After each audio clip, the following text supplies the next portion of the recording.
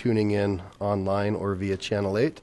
If you do have a cell phone on in chambers, I'd ask if you could maybe put that on silent. And if you please rise for the Pledge of Allegiance, stay standing for a moment of silent prayer.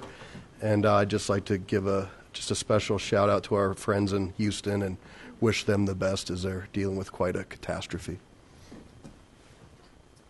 I pledge allegiance to the flag of the United States of America and to the republic for which it stands, one nation, under God, indivisible, with liberty and justice for all.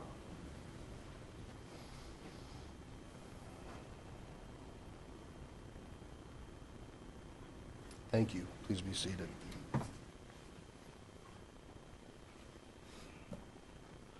So we're going to just move things a little bit. I'm going to ask our clerk to read item 6 into the record. That way, for folks who might be here and they don't want to sit through the two presentations, we'll have an opportunity. So if the clerk could please read item 6, which is now item 4, into the record.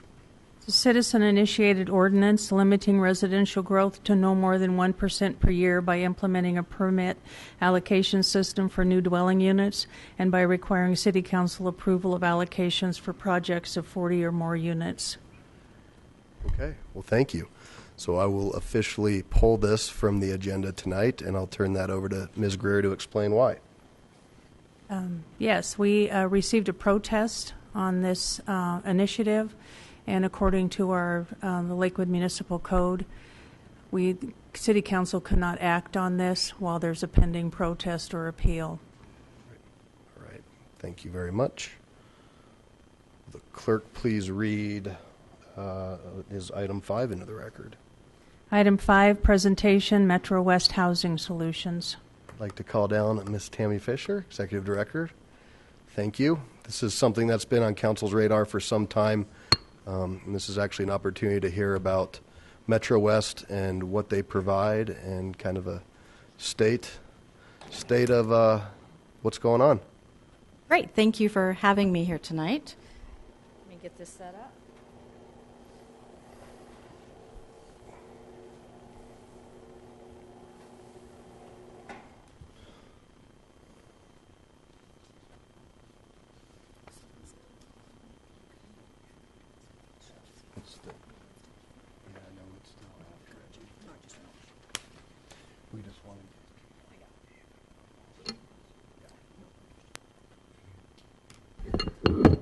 Well, thank you for having me here tonight. I'm Tammy Fisher, the Director of Metro West Housing Solutions, and I thank you for inviting me to come here and talk about Metro West, one of my favorite subjects.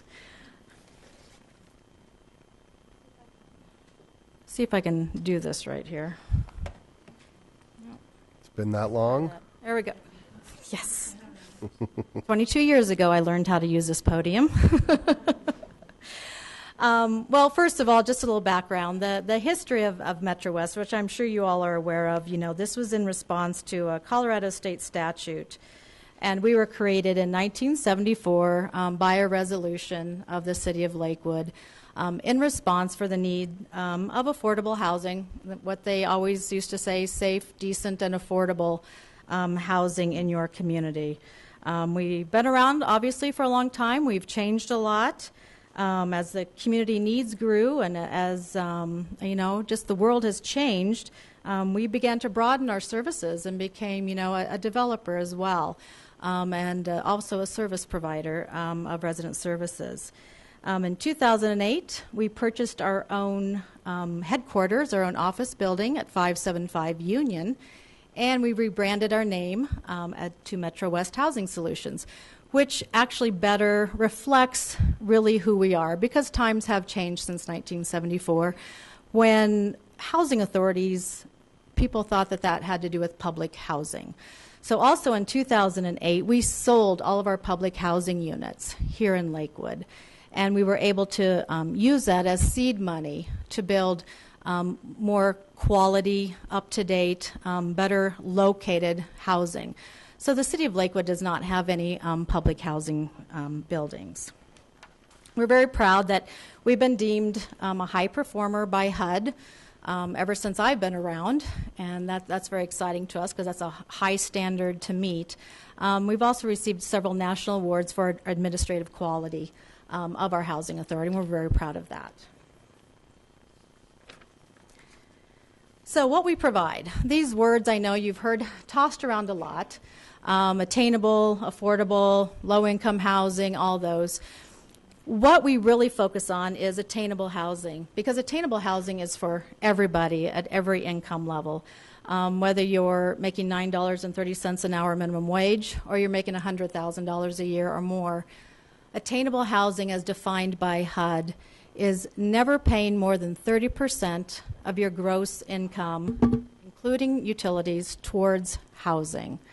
Most and all housing programs usually refer to that 30% threshold. So that is what attainable housing is, and that's what I'm referring to tonight.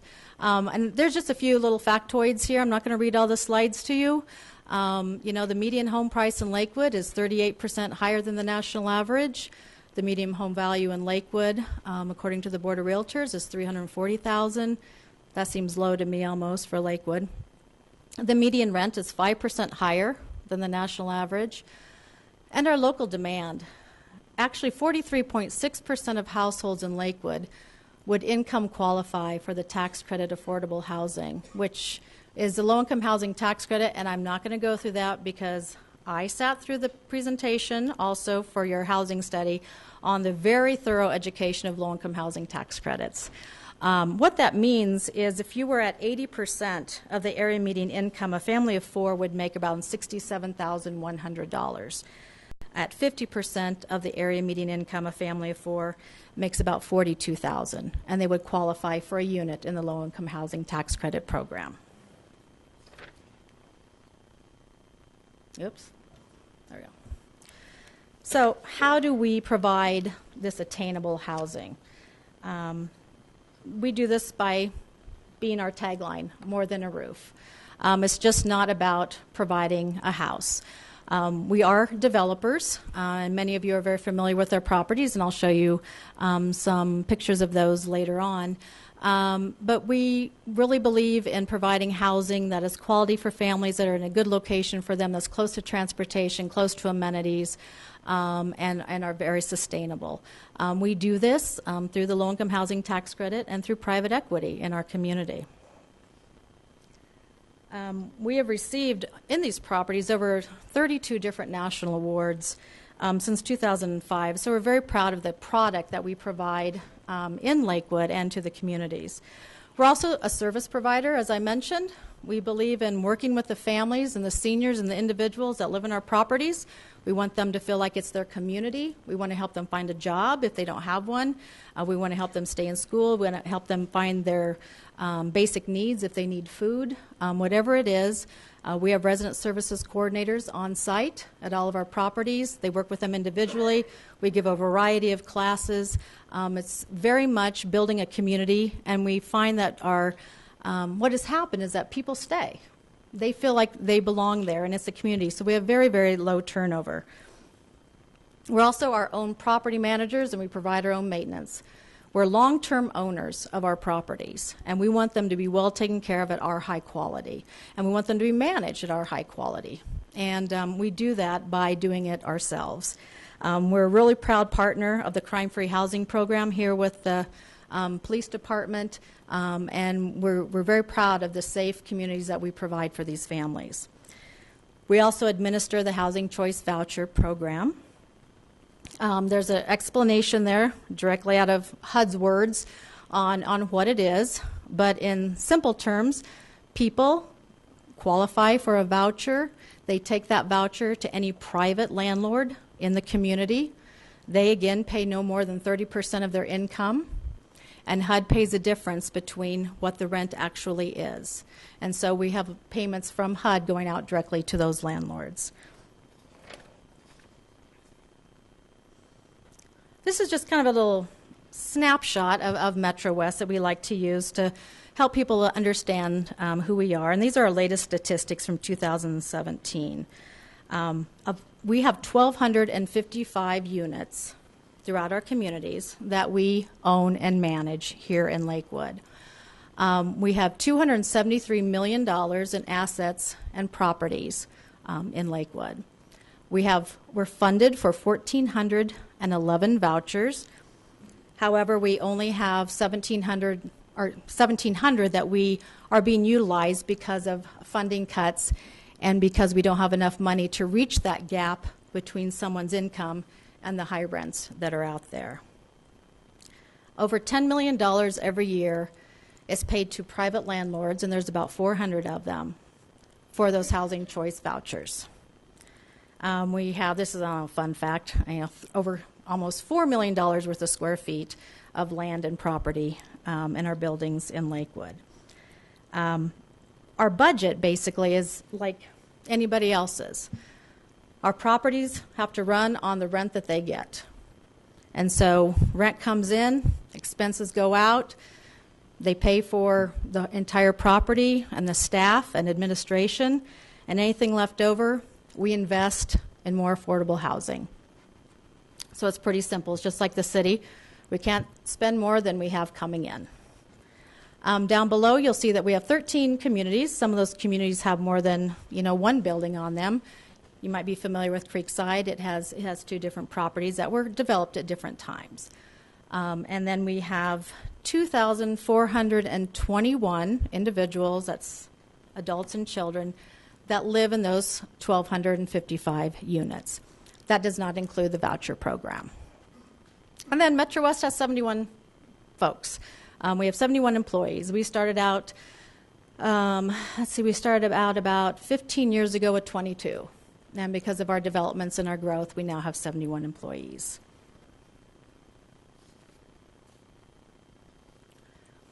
So where are we? You probably drive by us all the time. We do have, like I said, 13 different communities. Down below, you'll see that these are the neighborhoods that we're near or in or around.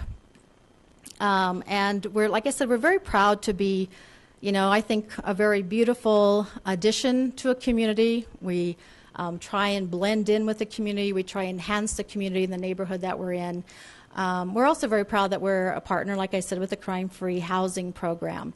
And below are a couple of quotes from our police department that we're really proud of. Metro West is a top-notch organization that we wish other management companies would follow. That's by Dutch Smith from the Lakewood Police Department, which I'm sure many of you know. I have nothing but great things to say about Metro West. I wish the rest of our property management companies were that way. So we have a great relationship with them, and we're very proud of that. So who we serve? Well, our community is comprised of, your neighbors, people that you know, people that you run into in your daily lives, running errands at the grocery store and restaurants, when you get your tires changed, the seniors that you see out and about, recent graduates, working parents, the general workforce. We do serve a lot of veterans, and of course we have many children in our programs as well. I don't think I need to tell you, you all know this because you all read the news. This is a challenge to be providing attainable housing right now in most any community. We're focused on Lakewood, and so this is a real challenge. And these folks here are finding a challenge to find affordable housing where they work. We looked at job postings, like Craigslist and the City of Lakewood published salaries, the classifieds, because the folks that we serve are these folks. These are real jobs. These are real starting salaries in your community. There's a Walgreens pharmacy tech. He makes $30,617 a year. So attainable rent, no more than 30%, would be $765 a month. The secretary at Jeffco, attainable rent, $787. First bank teller, they make $12 an hour, less than $25,000 a year, and their attainable rent, $624.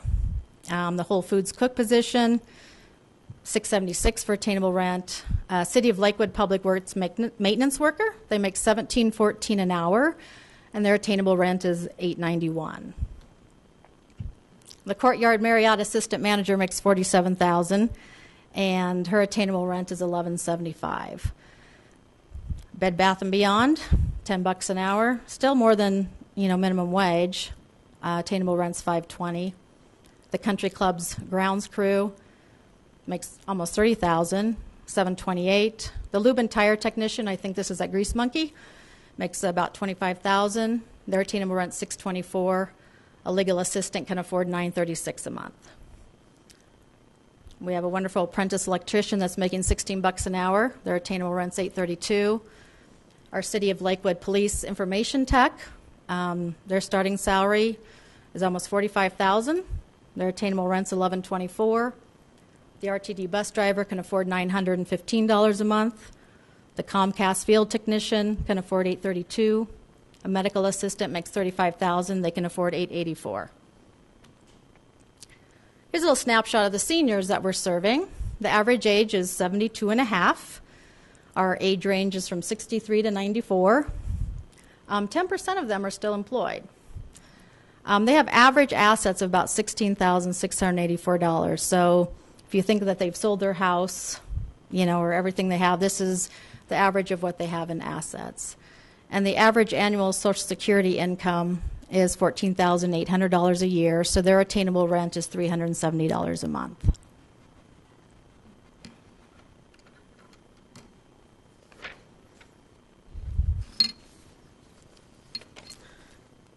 Here's the rent in Lakewood. The sampling of the 15 positions that I gave you on our seniors. If you go back and look at that, not one of them can afford the one bedroom without spending more than 30% of their income on housing. This makes our job hard, and it can be overwhelming at times because there's so many people that need this kind of housing. There are people that spend way more than 30% of their income on housing, but they also have child care costs, student loans, food, utilities, medical expenses, a car payment, insurance. You add all that up, there's nothing left over. Even at those pretty decent paying jobs that would have been pretty decent paying, at one point. So there's nothing left over to spend in the community of which they live, and for many of those positions in a community of which they serve. Some of the places you might be familiar with, the West Line at Oak Station, their beginning one bedroom is $1,347. West Line Flats, their beginning rent is $1,250. Trifecta in Belmar is $1,255. And there are rents up to $5,704 for a 4-bedroom in Lakewood. So this is why we have these crazy wait lists. When we opened our Housing Choice Voucher application process last year in September of 2016, we had 3,814 applicants. From that, we only pulled 150 that we're working with and trying to serve, because not all those 150 even have a voucher. And some of those 150 that have a voucher can't find a place to use the voucher. So it's not fair to folks to be on a wait list in which we know they're not ever going to be served. We get 500 weekly calls at our main office and daily walk-in calls at all of our properties for people looking for housing. Each of our properties maintains their own wait list. So that's in addition to the voucher application, and there's over 2,300 on each of those property wait lists. We have a total of 819 units to serve. And as I said, we have very little turnover. In fact, right now we have 0 vacancy. At our senior property wait list, we have over 1,000 seniors, and we have 436 total senior units. And our seniors don't leave until they have to go on to maybe assisted living or they pass away. Our senior properties are always full. And some of our seniors actually like to live in family properties. There are seniors that are on the family property wait list as well, because if they're like my mother, who's 85, she doesn't want to live near old people. I mean, our challenge obviously is huge. The demand far outweighs, the resources that we have.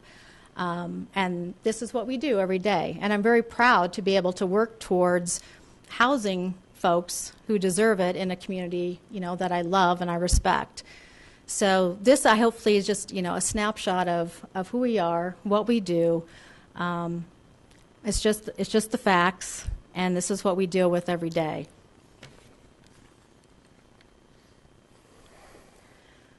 So these are some of our communities. I don't have pictures of everything, but everything has been included somehow in here. But I just wanted to highlight some of the properties and to really show, because we're very proud, this is what affordable housing looks like in your community. And I think we're very fortunate to have some of the best affordable housing in the country. So this is probably a view you haven't had before of Cityscape at Belmar. We like to brag that we're the most colorful housing there, which this picture shows really well. This is a senior property. It has 130 units. It was completed in 2015. At the time of construction, it was $29 million. We've been a winner of 5 state, local, and national awards for this.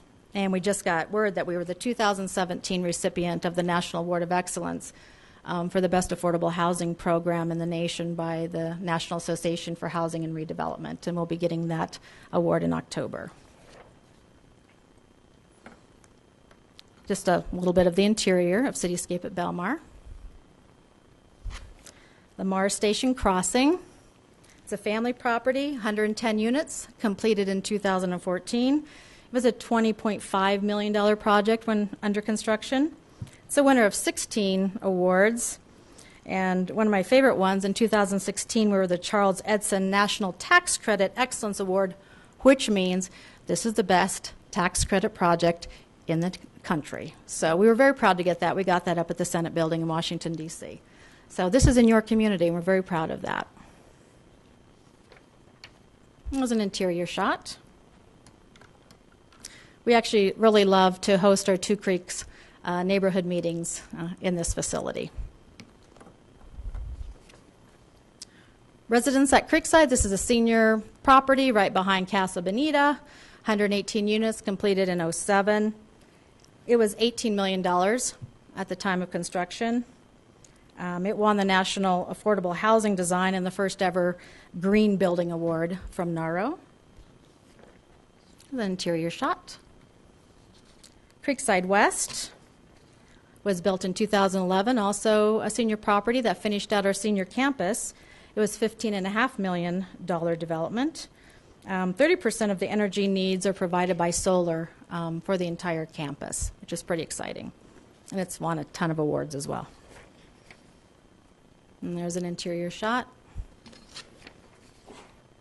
Willow Glen, 70 units completed in 2003, our very first new development in Lakewood of affordable housing. Cost us $9.4 million back then. We learned a lot, but it's still highly sought after, and we love it. This is the inside of Case and Howell House, which is also part of that development that we use as a community center for our seniors. And many of you are familiar with Maplewood Apartments. I don't know if you knew that we own that and manage it. It's a family property, 132 units. We acquired it in foreclosure in 1993. We renovated it in 2009 and put about $16 million into it. And they are known for some absolutely beautiful community gardens. And if you ever drive on Alameda, you know what this is. This is coming in 2018. The building doesn't look like that anymore if you've driven past it. This is going to be a family property, 152 units.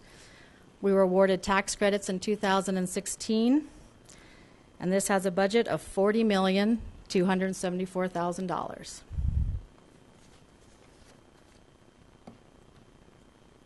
Here's Indy Street Flats. We were awarded tax credits this year to build a family property for 115 units with a budget of almost $30 million. So we do have 2 properties coming online. They don't begin to touch the over 4,000 people that are actually waiting for housing that come through our offices. But we're going to keep plugging along. 100 units here and there, everything makes a difference. And as you can guess, we get calls every day wondering when these properties are going to open up. And if you drive past them, you know we're not even near that. But we're very proud to be in Lakewood, very proud to provide you beautiful, safe, attainable housing.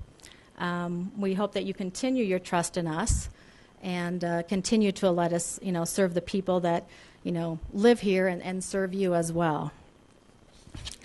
Housing means different things to different people. Different incomes, housing is different. There are housing needs of different kind.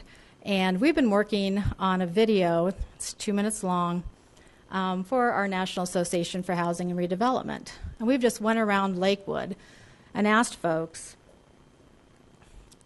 just make a statement about housing. When you hear housing, what does it mean to you? So you're the first ones to see it, and we're proud of it. And these are the folks that live here and work here in Lakewood. Now I got to figure out how to do it.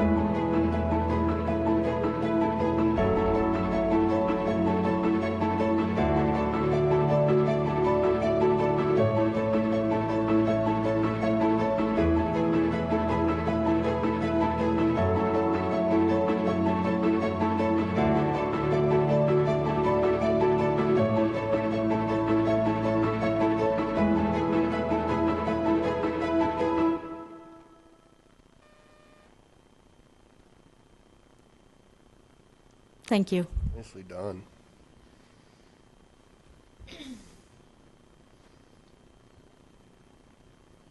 All right.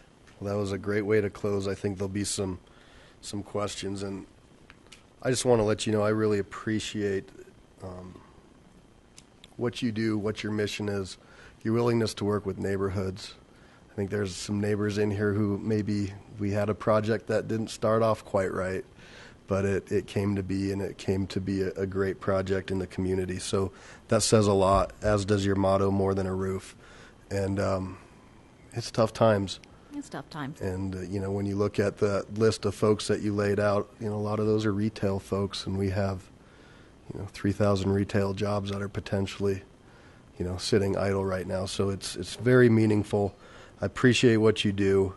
I look forward to new projects, and I think it's important. One thing that I've really enjoyed as I've learned more about your mission is the crime-free aspect and what that has done. And one of the projects that you had mentioned was a tough place for a long time in Green Mountain until you took it over and changed it quite a bit. So thank you for that, and thank you to your folks who came out. It looks like you have some board members here. I do. I have as two well. great board members, Yeah.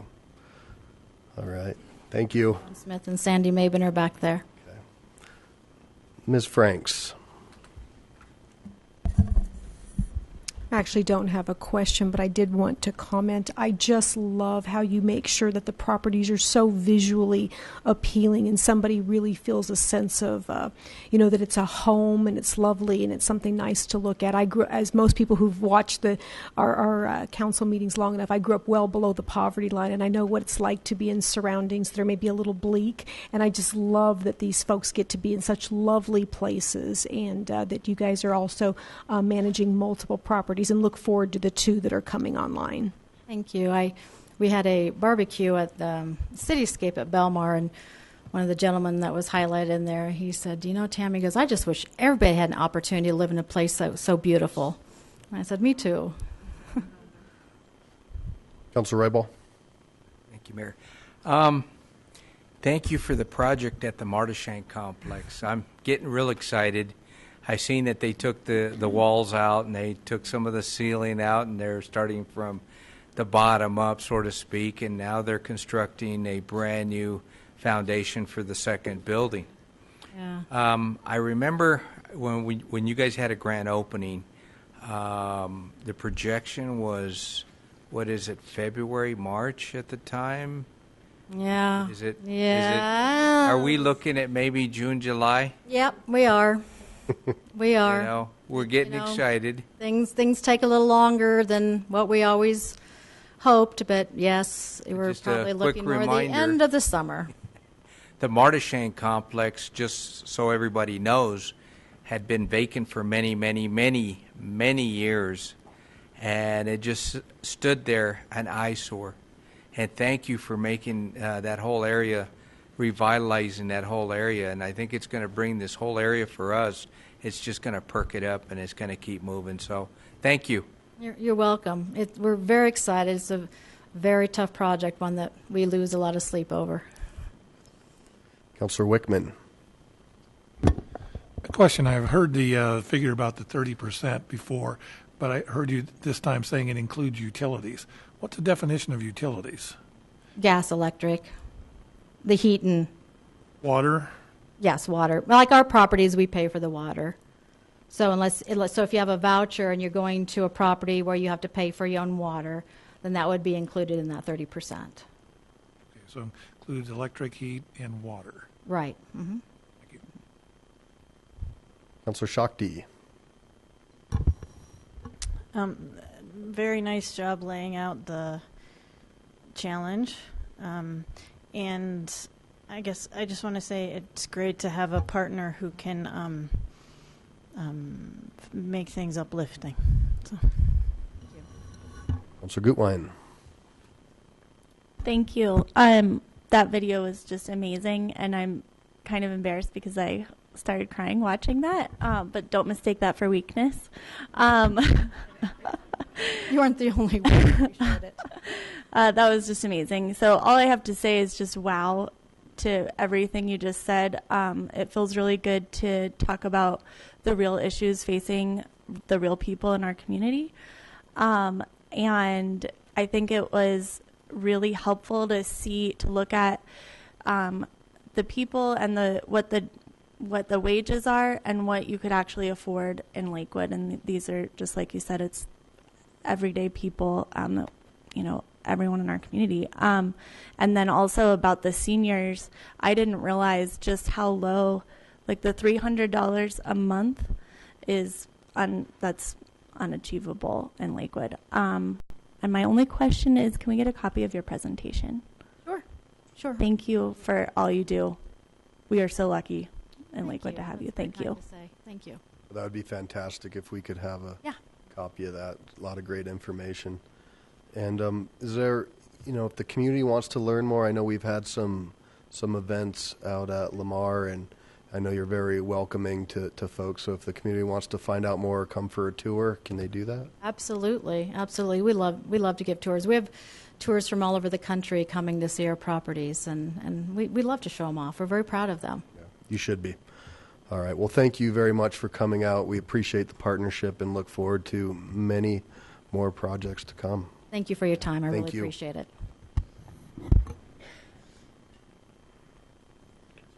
Item 6. Item 6, presentation housing study.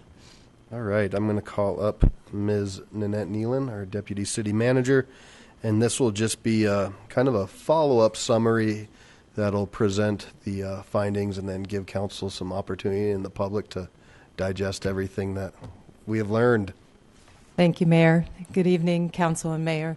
I think that's a good synopsis. Tonight, David's here to present the report that you have at the dais right now, and it's online under the housing study, and go over the executive summary with you. Where we'll go from here is we'll wait for some feedback, send your feedback to me directly, and work with David if there's any feedback that you have or clarifications in the report. And then we'll start working on policies and strategies and goals after we get done finalizing this report. And that will go in the final chapter that's not in the report right at this point in time. With that, I ask David to come up and present. Great. Thank you. David, good evening. You're probably not used to presenting this early at our council meetings. It's not midnight.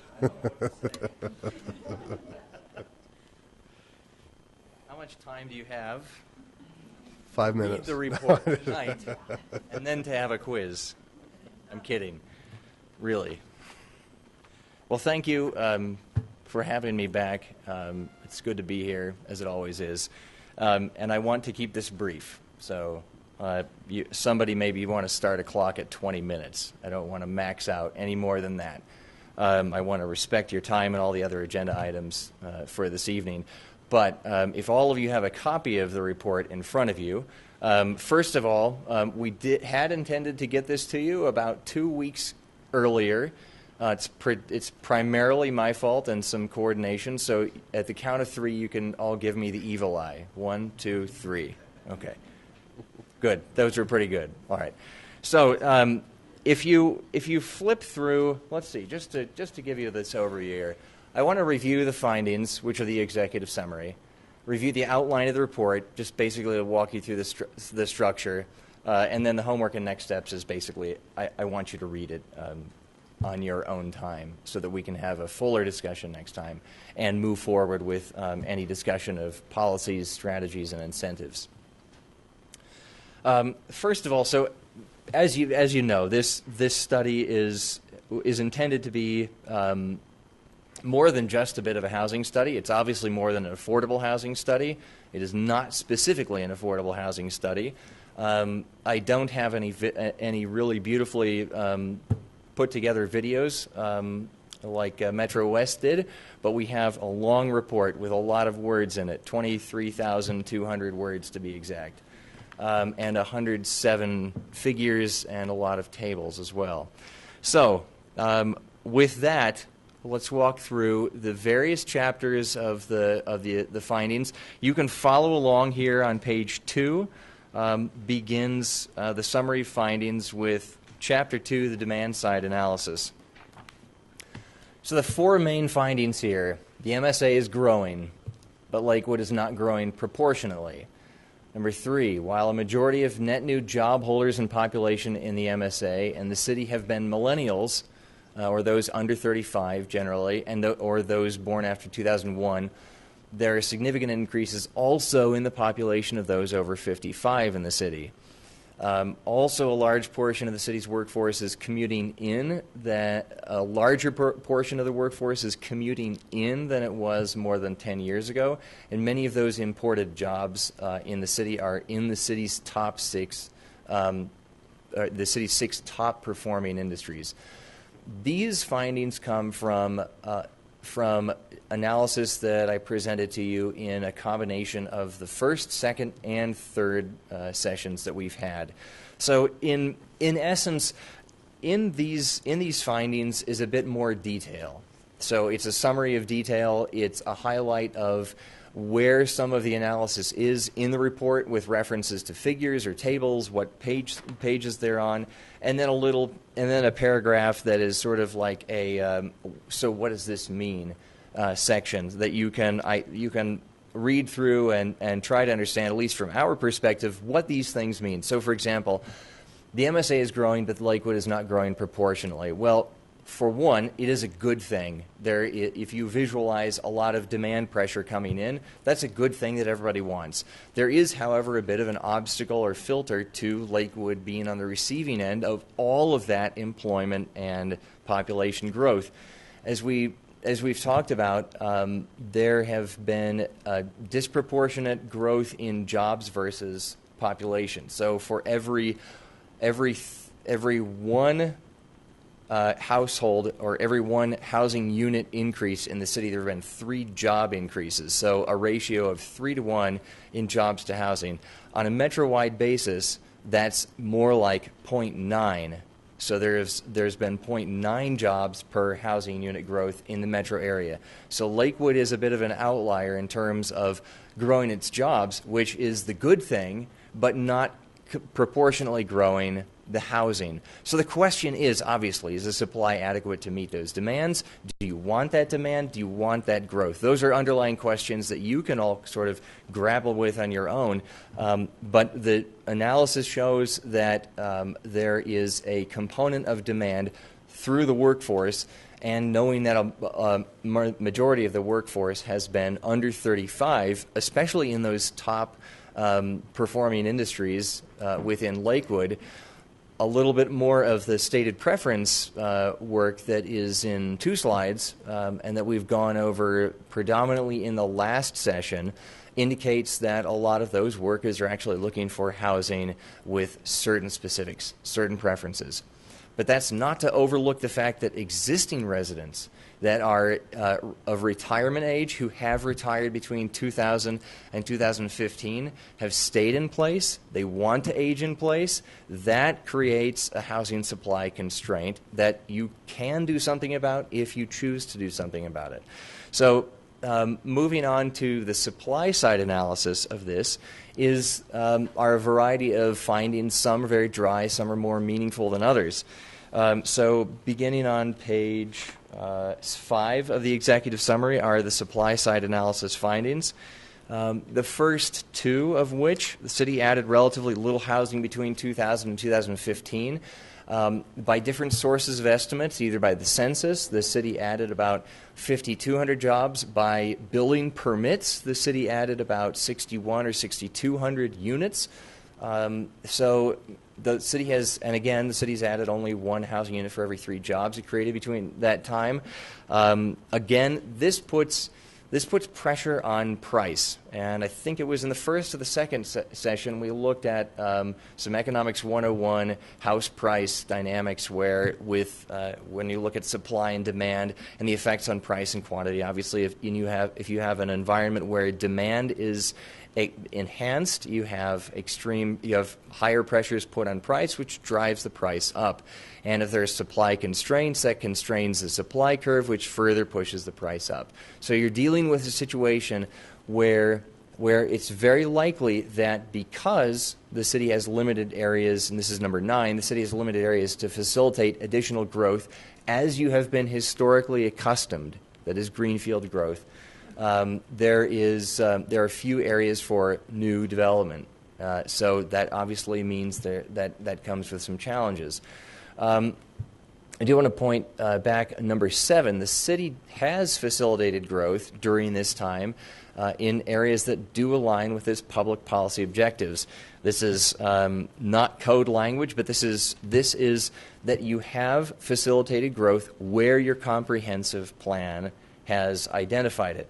Now, the comprehensive plan was adopted just in 2015, so you can't exactly impose that kind of a structure on the growth from 2000 to 2015. However, it is rather reassuring from our standpoint, and it should be from yours, that the growth that has occurred has really aligned very largely with your identified growth areas and for the preservation of the traditional suburban neighborhoods throughout the rest of the city.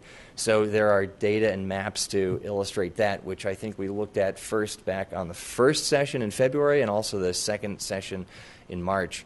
And then the last one here is a rather dry and ambiguous statement about the city's housing inventory being not entirely homogeneous. So we might come to a study looking at a first-ring community in an MSA, assuming that a community that has historically been a very desirable bedroom community would have a rather homogeneous mix of housing. That really isn't the case. The city does have about 55 or 50% single-family detached housing units in its inventory as of 2015, but the city does have 35% in attached single-family, or single-family that ranges from, well, that is attached, and multifamily housing that's defined as housing in structures with 2 to 49 units. So that's not exactly high density, it's rather medium density. The city has 35% of its housing inventory in that classification, which is 10% more than the proportion of the MSA, which is rather interesting. But it does have, obviously, less inventory in terms of buildings with more than 50 units in it. So obviously, downtown Denver and Denver itself has a considerably higher proportion of these types of housing in its inventory. It should also be noted that along with this housing inventory assessment is the notion that there are two sides of this. One side is that that the general density is about 2 to 4 units per acre, gross units per acre. That includes streets, rights of way, open spaces. In most of its census tracts, with the exception of areas that do align with your comprehensive plan growth areas. In those areas, there are variations up to 12 to 20 units per acre, and so on. The map is included in this report. Should be pointed out, though, that the gross density of 2 to 4 units per acre is less than Stapleton's gross density per acre, which is generally 5 to 6. Just as a visual point of comparison for how Lakewood itself generally compares to a development I think a lot of people in the metro area are familiar with in terms of housing product, its visual appeal, etc. And then the stated preference analysis. This was based on the survey responses from the city's workforce and from residents as well. All the results and statistics of that survey are included in this report. I think I did forget to include the hard copy of the report of the survey instrument in this, so I apologize for that. So I've already made a note of that. I'm sure it'll occur to you as well as you're going through wanting to know what the exact questions were, but that will be included in the final. So the stated preferences. These are very interesting, and we tried to summarize these in ways that might be accessible. And much like Tammy's presentation, made it very accessible to talk about income levels and attainability by equating different occupations with income levels and what their affordability levels were.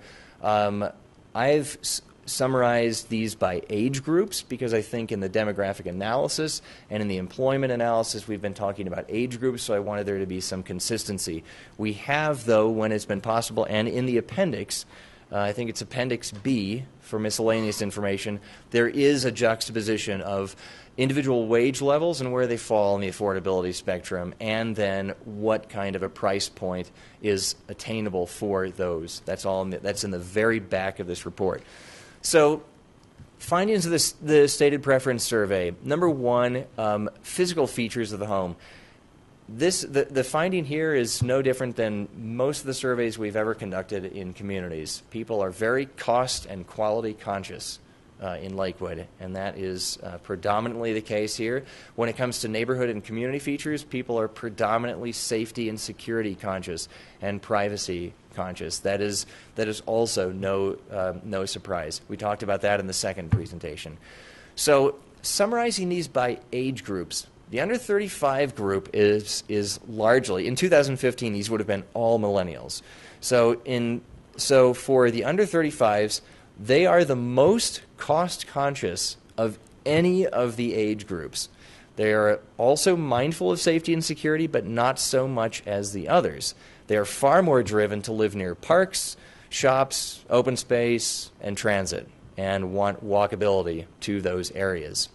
Now, when you look at what they want in the future, the question always is, well, that may be what they want right now, but is that what they want when their household type changes? Many of them are single right now. Many of them are living in rental units. Many of them are living in small rental units. So you might anticipate that a couple things are going to be really important to them when they're looking to their next move, when they get their first really good job, when they start a family, they get married, they have children, they really need a dog, and so on. So they're going to be much more mindful of the size of a home. They're going to be more mindful of privacy between homes. But the question is whether or not they're going to be as concerned about proximity to parks, shops, transit, those sorts of things. So all of those kind of points of comparison for their current and their future considerations are in the report and detailed to the extent that I thought were very interesting.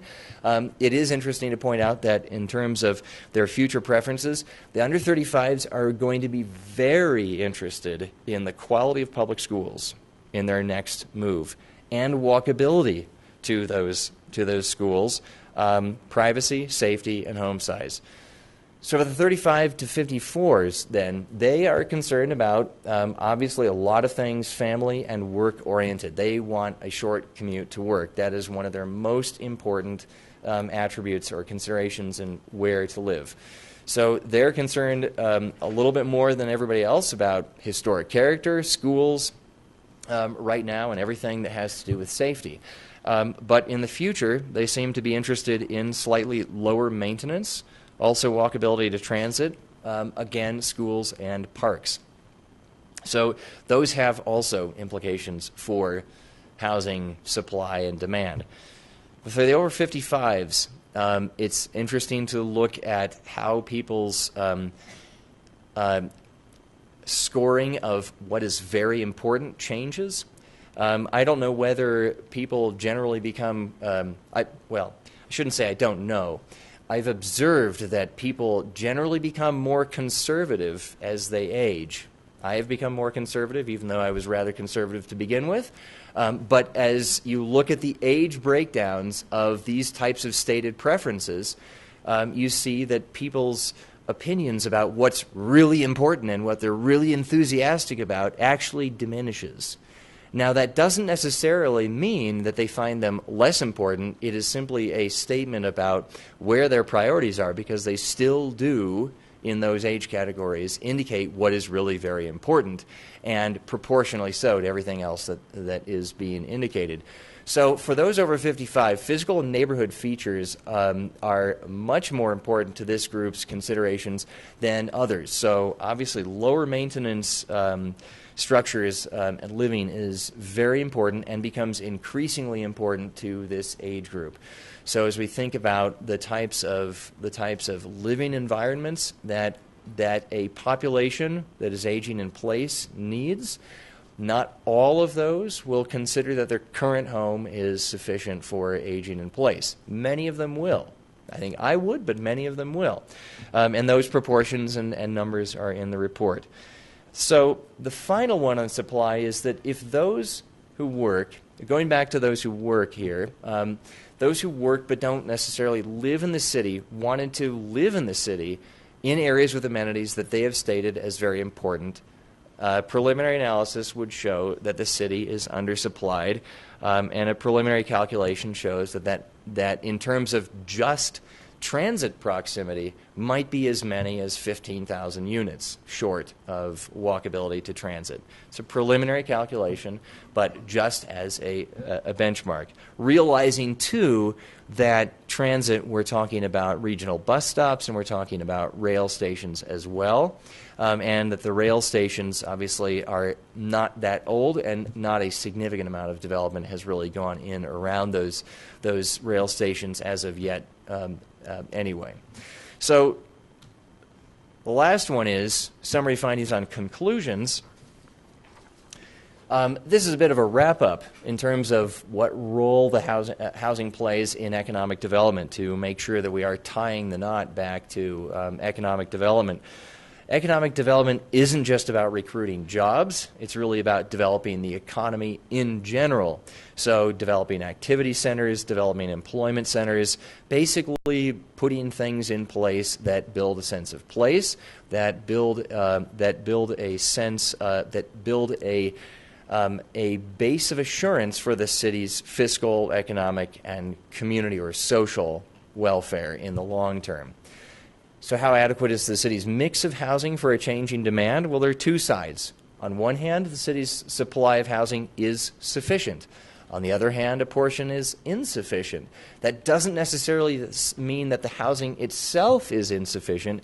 It means that on one hand, there may be an insufficient supply of housing in the right areas, and those areas might also need reinvestment in terms of its commercial infrastructure, as in the analysis we looked at in the second presentation looked at those amenities. We looked at retail centers.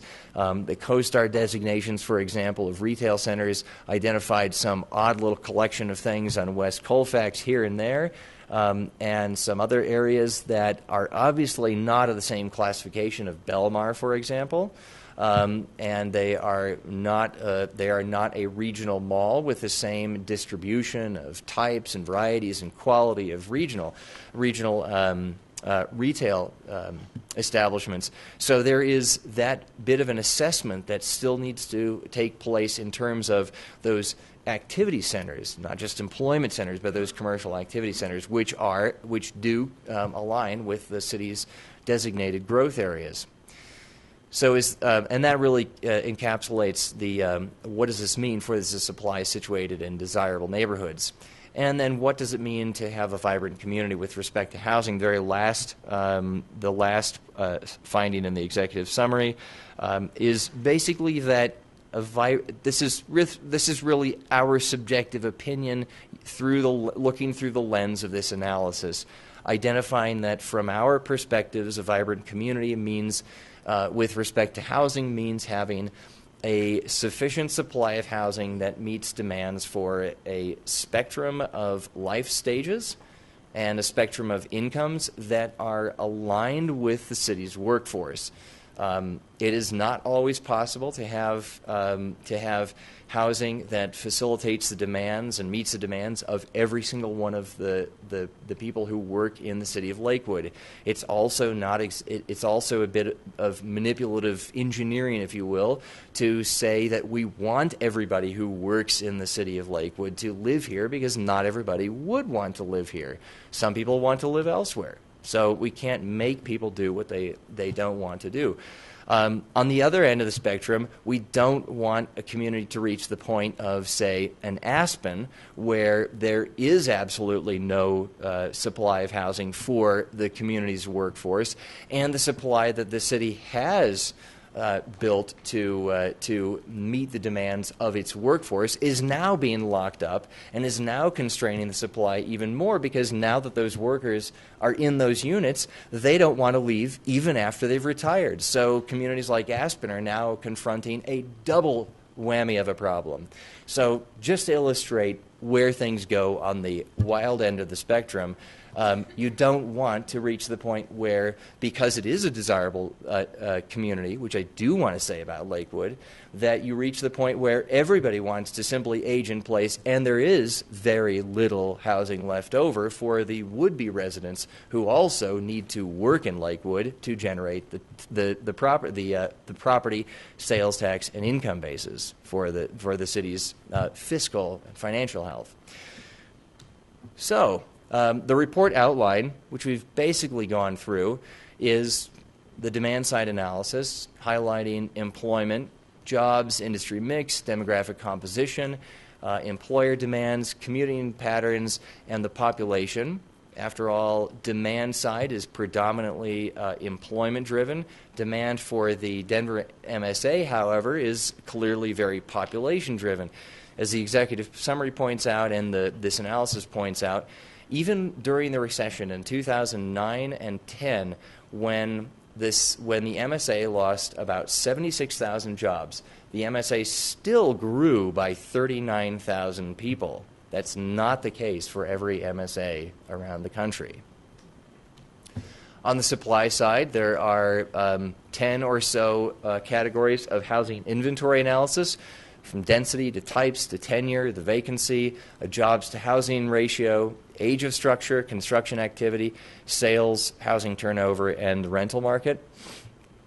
And in the stated preferences, there are the characteristics of choice, the first level of breakdown, so stage of life needs, physical features of preferences, neighborhood features, and community features, how each of those plays a role in one's consideration for where to live, and then how those distinctions by age group differ, their current considerations and their future considerations. Again, future being near term, as in the next 5 years. People find it very difficult to answer questions about anything beyond 5 years from now. And then the supply-demand synthesis. Chapter 5 is a placeholder. We still want to have that discussion, so that is to be put in place next. And then 2 appendixes. One is details of the stated preference by age group, and then Appendix B are some other the pieces of information that we've talked about in the last meeting and in the first meeting. One is housing price attainability, where we looked at the spectrums and defined the categories and the types and so on, and then a look at the consumer expenditure. There might be some other pieces of information that came up that we've overlooked that should be in here. So please give us your comments on all of that. And if you do read through the report, which I highly encourage you to do, then we'll have a meaningful discussion next time, and we'll incorporate those comments and feedback in the final version. Great. Thank you very much. As always, it's a lot of information. We have a lot to go through. I'm excited that we have some of our planning commissioners here as well. I think this would be great information as they begin their new journey. Councilor Wickman, question? I was trying to write the numbers down as you were going pretty fast. What was the number of units you said were added between, it was like 2000 and 2015, was that the time period? Yeah, the number of, according to the census, there were about 5,200 households or occupied housing units added in the city.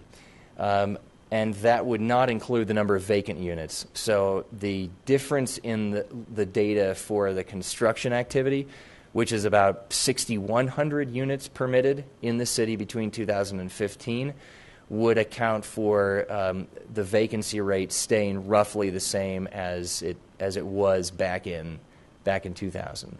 Okay. Now, those 5,200, how many were at Green Gables? I don't know that off the top of my head. And how many were at those 2 projects on Union? I don't think anywhere at Green Gables. I'm getting a no, since that's not in the city of Lakewood. All right. Well, let's give me. We're talking about the housing situation in Lakewood, and we're not even considering Green Gables. I mean, I understand it's not technically within the boundaries, but that's kind of our community. It's going to affect our housing situation. That was not included in the analysis at all? If the city doesn't include Green Gables permit activity in that, we didn't get that data to begin with. So we're saying we're kind of short of housing, but all this housing is going on right at Green. All right, never mind. Thank you. Sure. Councilor Abel?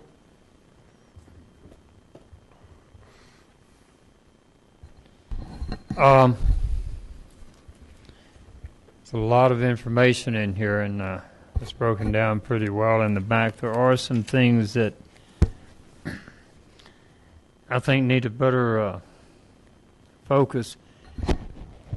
You say that folks are concerned about cost and quality. Does that mean that they want to pay less for more, or are they kind of quantify that for me? Are they looking at a balance? Are they looking at, in other words, are they expecting granite countertops, for a reduced price? Well, we didn't survey people on their expectations of what they would get for a certain price point. I think the best information would probably only be anecdotal in terms of what that means. I would only be surmising what people's expectations are. I can tell you though that of all of these physical features, neighborhood features, and community features, people are making trade-offs, and people are making trade-offs obviously all the time. We can say that, however, that there are a lot of people making trade-offs between what they're willing to pay in order to be in certain types of locations. So obviously, if somebody values walkability to work more than anything else, they probably are going to sacrifice granite countertops, for example, or other physical features for the ability to walk to work. However, they might be able to find a compromise somewhere in between. There are trade-offs that occur between all of these different attributes, and it's impossible to kind of look at the data and have it answer every single question that you want. But you can sort of rest assured that people are making trade-offs among a variety of their core concerns and between them. I think that would hold for just about anything folks want to spend their money for. They would look at quality versus cost. So I'm trying to get an idea of just how that fits into this equation. And again, kind of undefined. Folks want a short commute. What does that mean? And some people that grew up in Dallas, for instance, and commuted 25 miles each way might think that a 10-mile commute is short, but some folks think that 5 blocks away is a short commute. So do you quantify that at all? What people's perceptions of a short commute are? It is, again, when we ask people what a short commute is to work, it is with regard or relative to whatever their commute is. We ask people whether they are willing to pay a certain amount, say 10% more in housing, to cut their commute time in half, and that does generate quite a bit of a response. And that gives a more firm idea of what they're talking about as well. Thank you. I can tell you, though, at a national level, the average commute time is about 20 minutes for all workers, 180 million jobs or so. In Lakewood, that depends on where on Wadsworth you are. Depends where on Wadsworth you are exactly, whether you hit the lights. Another thing I found interesting was that there was some sort of ambivalence there. Not interested in this today, but I might be interested in that tomorrow. I wouldn't call it you mean, for example, the under 35s? No, 35, even those above 55, they might be interested in the future. Well, you better hurry up and get interested if you're over 55 like I am. Let's put it in terms of the responses that we tried to, shall I say, rudely box people into, were how important are these considerations to you now, and how important are these considerations going to be to you in the next 5 years?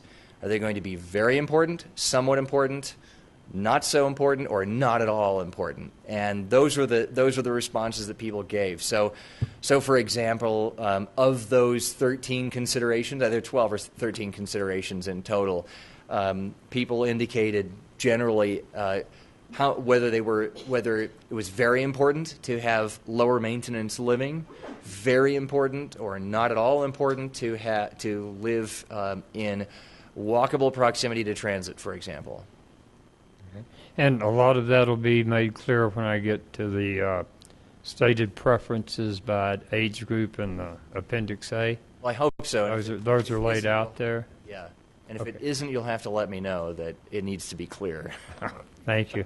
One other thing is, we say that our housing stock is not homogeneous. Does that mean it's diverse, or is it I realized that was a bit of a not alike in other big ways? statement to make. But it's basically to say, it's not, Lakewood is not all single-family housing. That's what it means. Lakewood is not all single-family housing. It is not all one housing type. There is a diversity of housing. One might have thought, well, coming into a housing study for what used to be a bedroom community that's now confronting sort of urbanization pressures, you would have 90% single-family housing. That is not the case. That's simply what that means. So we do have a diversity of housing stock. We do have a diversity of housing stock. I would say, the analysis goes a little bit further to quantify what that means in terms of density and housing types. We've got comparisons to the MSA and each of the other counties where data were available. And you can see where the building permit activity occurred, its location, and its type. As in single-family attached, townhomes, duplexes, multifamily with 5 or more units in it. Thank you. Browsing through this before the meeting, I was impressed with the way the appendix is presented and how it does break those things down. I appreciate it. Great. Well, I appreciate it, and we look forward to next time. Okay, me too. All right. Thank you. Do you have a question? I was expecting more people to ask questions. Well, tonight was just the opportunity to present this and be able to digest it so we can have a better conversation. Thank you. All right. Before I go to public comment, we have a couple special guests. Dr. Glass is here. He's doing a little bit of a road show and wanted to come by and introduce himself and say hello. So welcome, sir. Thank you, Mr. Mayor and members of the council. I'm Jason Glass. I'm the new superintendent for Jeffco Public Schools, and I just wanted to come by and say hello. You'll be relieved to hear that I'm here to neither complain nor ask for anything. Instead, just to say thank you. That'll change. That will change. Right. Tonight, I am not here yet. I am just here to say thank you. Thank you. In the 7 weeks that I've been able to serve as superintendent in Jeffco, I've traveled across the community and talked to so many people. And I think this city and the work that you do is a great example of the partnership between a school district and a municipal government. We do wonderful things together on behalf of people that live here and the kids in Lakewood, and I want to commend you for offering and creating intentionally a really positive place for families to grow up and a great quality of life. My wife and I and our daughter Nora, who's 5, and our son Chase is 4, we live in Lakewood, and so we're proud to be part of this community and take advantage of all of the things that you do.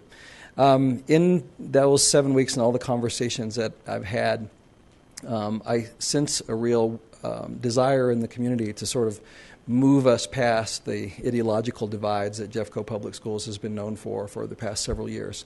I think the community is ready for that, and that's certainly going to be my focus, to get our entire community, Lakewood and beyond, thinking about what are the outcomes that we want for our children, and how do we configure our schools in a way that deliver on those. And that's a nonpartisan issue. That's something that, regardless of what your political stripes are, is something that can unite us together, and I hope we can continue those conversations. All of you, again, have been so supportive of our schools and our children and families, and I just want to, again, commend you for that. And thank you for the time tonight. No, that's great. Thank you, and welcome to your family. You've been going nonstop. I see you all over the place, so you're really trying to get in and get involved. We appreciate that. We may be separate governments, but they're all our kids, and we want to make sure that we can do the best for them. So we look forward to a great partnership in the years to come. Thank you, Mr. Mayor. All right. Thank you, sir. Get home to your family. Can we move that? Thank you. And then I'm going to ask the chairman of our planning commission to come down. He wanted to mention a couple things as they are getting ready to embark on a new process. Chairman Hollander, how are you, sir? Thank you, Mr. Mayor. I just, we had a joint planning session, as you remember, a joint study session discussing some of the zoning ordinance problems that we've all experienced in our hearings at City Council and Planning Commission. And we are formulating a program. I don't have a lot of details yet. We do have our retreat on Friday. We're going to be discussing more details. But we are looking at trying to come up with recommendations by the end of the year for zoning ordinance revisions. So I just wanted to report that this is moving forward. Thank you very much. We appreciate your hard work and your willingness to move this forward. I think Ms. Hodson at the end might have some more in-depth information as well on the process. All right. So now I will open public comment. This is the point in the meeting where the public is invited to address the City Council on items that did not appear on the agenda. All comments should be directed to the City Council. I'll ask all in attendance to observe the decorum of the City Council chambers and refrain from applause or audible support or discord with the speaker. This little box right here will go green for 2.5 minutes, then it'll go yellow, and when your time is up, it will turn red. I will politely try to wrap you up. If you did wish to speak on any of the ordinances later on, we'll have separate public comment opportunities for that. So first up, we have Mr. Chisholm.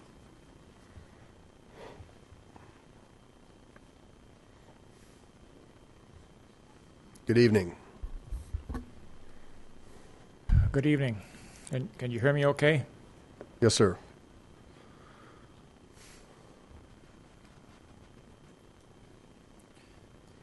City Council, Mayor, ladies and gentlemen, greetings.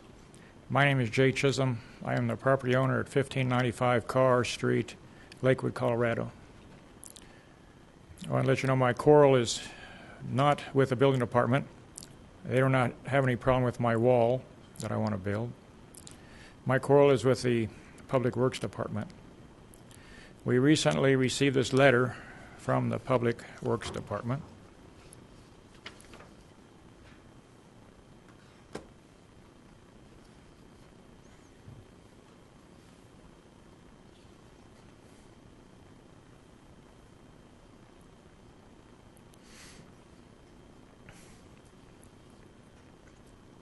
It says here that if the wall is not torn down, the city will start enforcement action regarding encroachment into the floodway.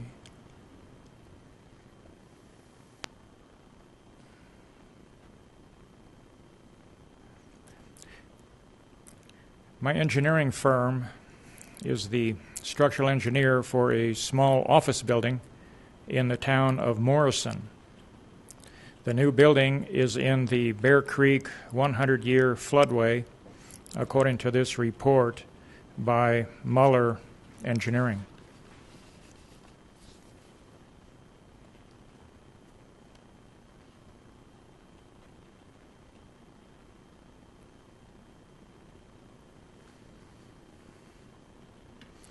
The letter, it's Muller Engineering. The letter is addressed to the City of Morrison floodplain engineer.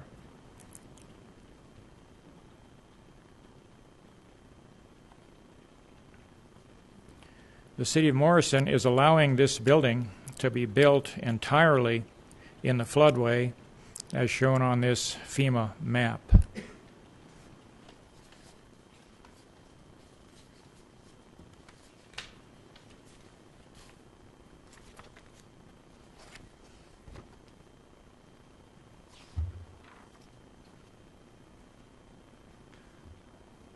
The building is there. As you know, Bear Creek is an active stream that runs year-round. This is the map of the Dry Creek that shows the location of my property.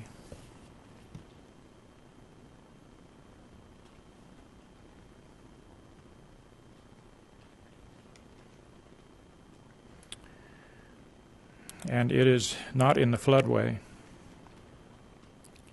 I talked to one of my former tenants who has been on the property for 37 years. He said he has never seen North Dry Gulch run. Your refusal to allow my little wall does not make sense. The reason for it, I think, is hatred and vindictiveness on the part of your Public Works Department against my small business. There's no place for this in a city. The town of Morrison, on the other hand, welcomes small business, even letting them build in the floodway. You have a sign at the entrance to your city that says, "We are building an inclusive community." This is a lie. You are haters. My wife and I are elderly. Why do you hate the elderly? We are victims of crime. Why do you hate victims of crime?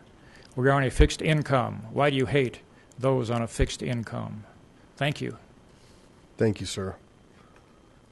And before you go, I really would like to encourage you to continue to work with staff. I know they've really tried to put some things together, so if you can continue to try to work, that'd be fantastic. Mr. Mace, come on down.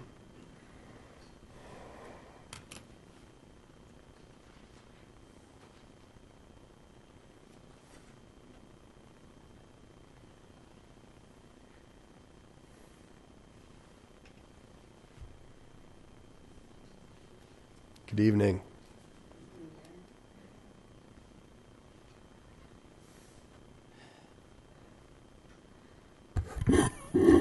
Good evening, Mayor, City Council members. Mayor, the reason I am here tonight is mainly to address you and the whole City Council. About 2 years ago, I asked when the mayor took office to not use the word disabled. Last week, somebody in this council used that word. I have spoken to that council member.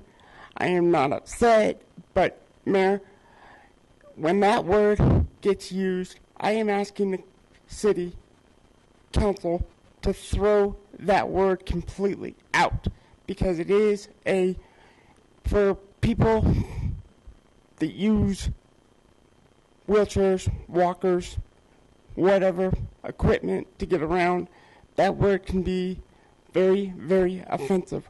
We're not disabled. We just have challenges that none of you guys will ever be able to imagine. And you know what? People like myself, we get around them all the time. You know, stairs, for example. You guys are very lucky that you can go up and down stairs. But people that have wheelchairs and walkers, we can't. But you know what? We have brains, and we know how to get around those issues. Mayor, at the end of public comment, I would really appreciate I would really appreciate an apology from you on behalf of council because of last week's comment. I don't know if you were aware of it, but I was not very pleased about it. I am asking council to throw the word disabled completely out and not allow staff or city council to use that word. Thank you. Certainly, Mr. Mace, and I can tell you, I'm not sure where that came from, but nobody up here would be saying something like that to offend anybody. But if you want to take this opportunity to share with the council and the rest of the folks here as what terminology would be better suited, that'd be fantastic. Okay, I can do that. Good. Council members, what I would really appreciate you guys using, instead of using disabled, please use the word challenged, or ask the person who you are communicating with what word or they would like for you to use when you are addressing them. But please do not use the word disabled anymore. This is the second time I've come down for this, and Mayor, like I said, please ask council to throw the word disabled out because it is very, very offensive. Please use the word either physically challenged or mentally challenged. just like I have asked the mayor to do when he took office. Thank you. Thank you, sir. Mary?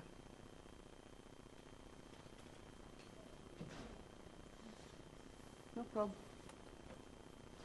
Good evening. Hi. Thank you for allowing public comment. During the last city council meeting, it was announced that the final payment on the Kelly property will be made next month, and the property is proposed to be incorporated into the Hayden open space. Now that's something to celebrate. Hearing that made me appreciate the city, the foresight that the city had 30 years ago when it made the decision to acquire that property. That was quite a legacy to leave to the residents of Lakewood. But that was 30 years ago. I hope that the current council uses similar foresight to benefit Lakewood citizens. The foresight to look beyond the current boom cycle and remember what the inevitable downturn looks like.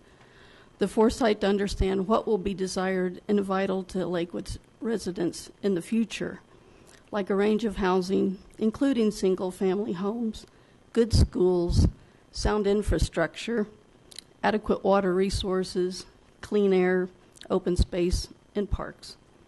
Another example of a good legacy to leave Lakewood residents is to move that beautiful historical trolley to the Heritage Center where it can be seen and appreciated. Since it is the year of the child, think about what kind of Lakewood you will leave them. What will your legacy be? Thank you. Thank you very much. David Skilling?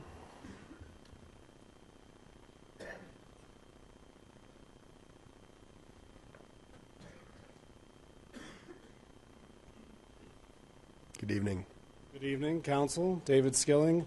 Full disclosure, I am the Ward 4 candidate for City Council.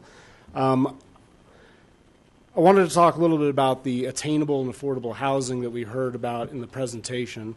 And I know that I've spoken a lot about this to you guys about what I'm seeing in our ward, in particular Green Mountain, which is vastly different from what some of your constituents are seeing in your wards. That Green Mountain is a very different place. Not any better, certainly, but a very different place than Ward 1, than Ward 2, than all of the other wards. The parking study that we had, I don't know what that was, 2-3 weeks ago, whenever the parking presentation we had, one of the interesting statistics that I heard from that was that in May of 2017, the 35 Van Gordon property, that big apartment complex that we have built there in Green Mountain, was only 65% occupied. And I think that that property demonstrates that in Ward 4, at least, we're not building affordable housing. We're not building attainable housing. The types of housing that we're building are the monstrosity that we have there on Union that's being built. Not really my words. That's just kind of what I hear from people when they want to describe it. That's what they're calling it. We have the 35 Van Gordon building. We also have the proposed building behind the Safeway at Ohio and Mississippi, which is 260 luxury apartments. $1,800 for one bedrooms and going up. Not attainable, not affordable. From there, we've heard, and maybe, I know the growth initiative discussion was tabled, but a lot of the problems that we see in Ward 4 especially, we don't really need growth initiatives to tackle those problems. Things like having a mandatory, if somebody wants to build 40 or more units or 30 or more units or 50 or more units, whatever you guys decide, but if somebody wants to build a big complex, maybe they have to come to council. Maybe that has to go through an approval process. And what that would do is give people an opportunity to speak out to you and say, hey, in my neighborhood, we don't need this particular housing. Just like in the other wards, they might say, hey, council, we really need some apartments to be built here, and we need it fast. I think that the problem that people see is that we're not enforcing our zoning ordinance correctly. We just heard from planning that they're looking to rectify some things. But there's other things we could look at. Revising the cash in lieu system instead of having developers just pay a pittance. Make them actually donate serious land. Those are the types of things that we're having issues with in Ward 4. that all of the building projects that we see, whether it's this Indigo project, whether it's Solterra, whether it's Rooney Valley, whether it's our neighborhoods where they want to just keep building expensive luxury apartments, that is not attainable and not affordable housing. So I wish we could come up with some solutions, and maybe it is what we've talked a little bit about, but something that addresses the needs that Councilman Gutwein has in her ward, that Ramey Johnson has in her ward, that the mayor, his concerns throughout Lakewood, but that don't work in Green Mountain. And so with that, I just wanted to bring that up when we were talking about housing and attainable and affordable housing. Thank you for your time. Thank you. Always. Thanks for coming out. Linda?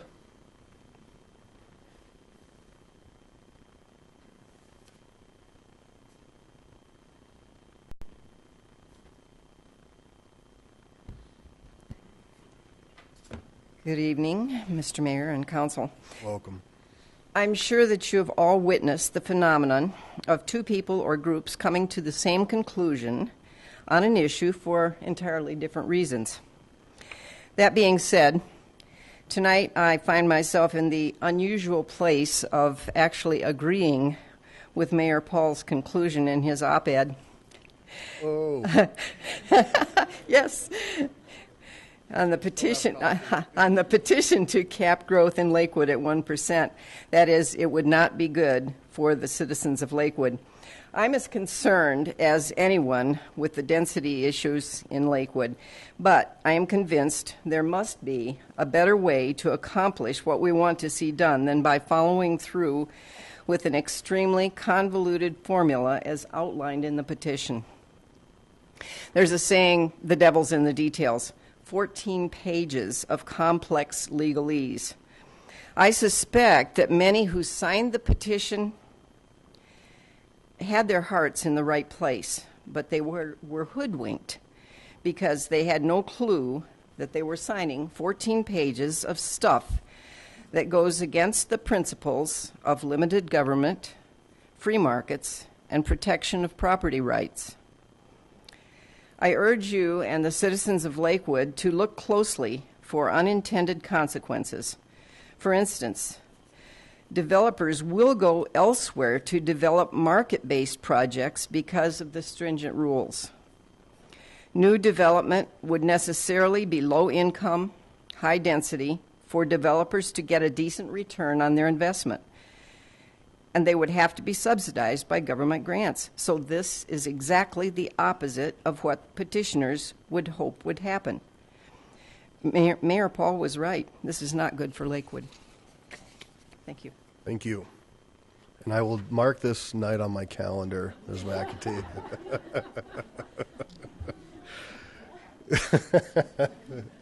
Ronald, come on down.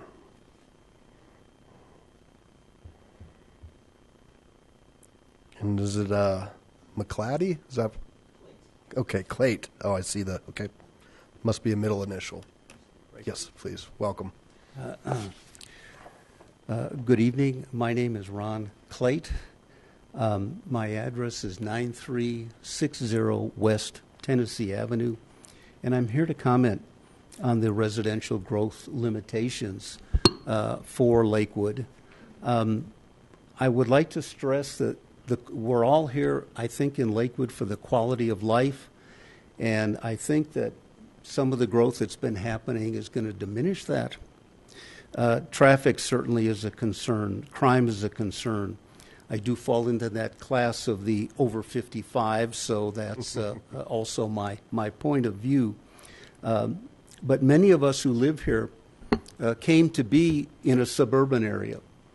And I think that we want to certainly not be in an urban area, but certainly close to Denver. I think we all have to look at streets like Alameda, that, in my opinion, is becoming the new Colfax. Wadsworth Boulevard is going to be our answer to Colorado Boulevard. It's just more growth, I know, means profit, but I'd like the council to consider that we need to concentrate on the other word that begins with the letter P, and that's the people. What does no limitations mean? Or excuse me, what does some of these things mean? If we want to see what happens without some limitations, we have to look east at Denver. Denver is putting up apartments on every corner without any parking, I might add. Traffic is certainly out of control, and I think that we have a chance to control or to limit this. Look at the corner of Wadsworth and Alameda with the project that went up. Look at, I know that Green Gables doesn't fall directly in the area, but if you look at Jewel and Wadsworth, is this what we want for a future? It's my opinion that I would have to say no. I think that I'd like to stress that we want to keep quality of life here for the people that live here. And I think that the fairest thing would be is to put this to a vote and let people vote on this matter and let the majority decide. Thank you very much for allowing me to speak. Betcha. Thanks for coming out.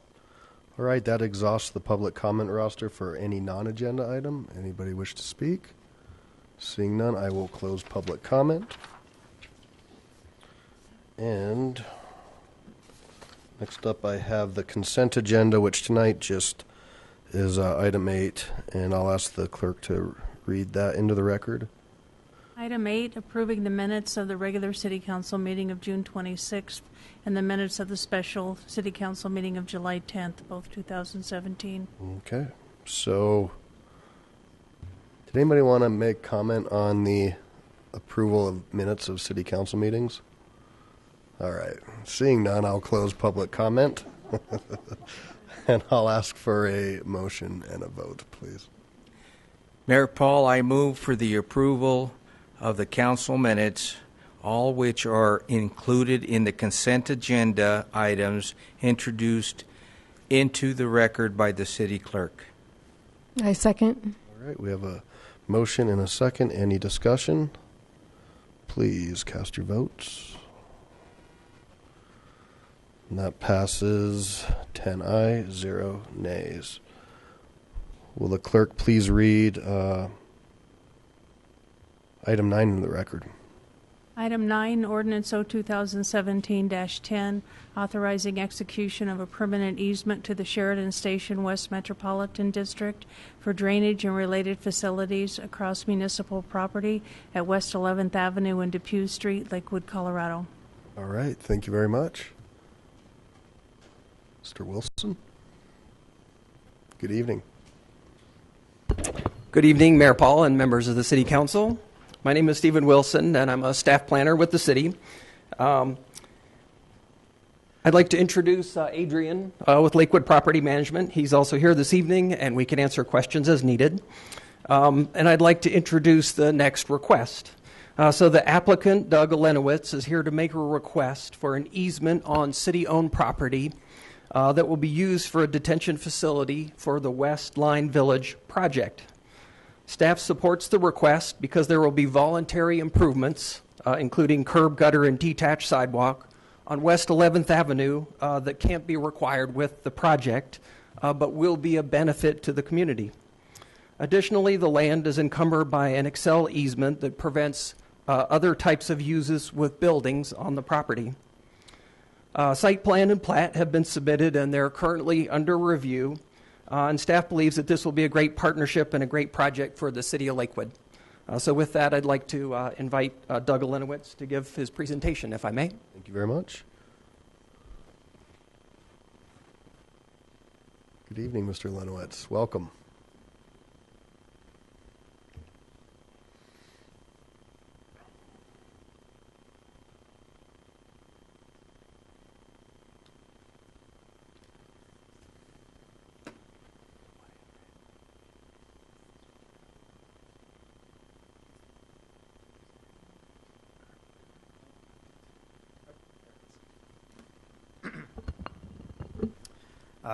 Good evening, Mr. Mayor and ladies and gentlemen of council. Thank you for having me here this evening. My name is Doug Alenowitz. I've been before you on several other occasions, and we are nearing, hopefully, the finish line on the very exciting West Line Village project, a for-sale housing project adjacent to the Sheridan Light Rail Station.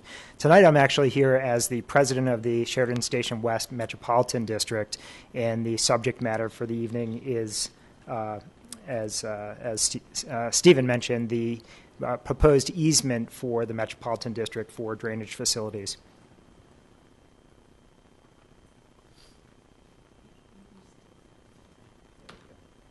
Okay. So the area that we are talking about is just to the north of the existing proposed project area.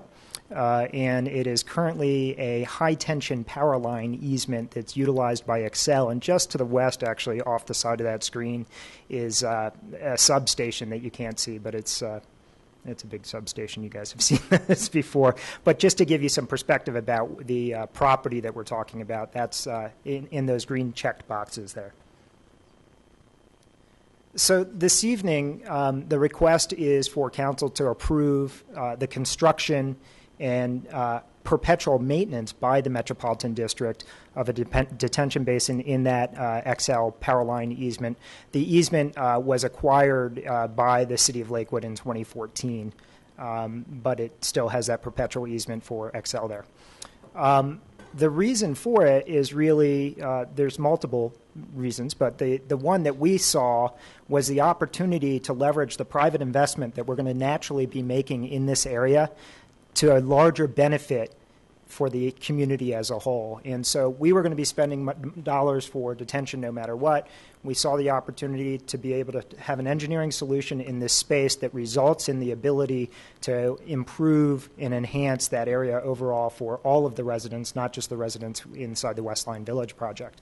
And it's an area that has been generally underserved in recent years from additional new infrastructure development. So it's really an opportunity to partner with the city. We are bringing forward voluntary public improvements beyond just this detention facility. We're going to be constructing a Dry Gulch Regional Trail extension. We're going to be constructing trailside amenities along there, the installation and maintenance of trees and landscape, construction of curb, gutter, and sidewalk along West 11th Avenue leading over towards that station.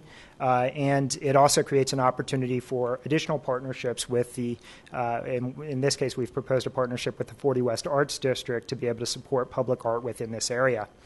And, you know, last year I was before council and we were talking about Metropolitan District and its use in a tool to really drive infrastructure outcomes and a broader public benefit. And this is one of those examples where we're able to leverage and harness the power of that district that this council approved to create a safe and more inviting area around this Sheridan Light Rail Station and the Dry Gulch Trail itself. The district will pay for and maintain all of the infrastructure that we're talking about here. So just a couple of pictures to give you a sense of the area that we're talking about right now. This is kind of the existing condition. I took these pictures the other day. It's, you know, it's there. It's got big towers on it, and it's got, you know, some broken fences and things around it. It's not, you know, terribly exciting.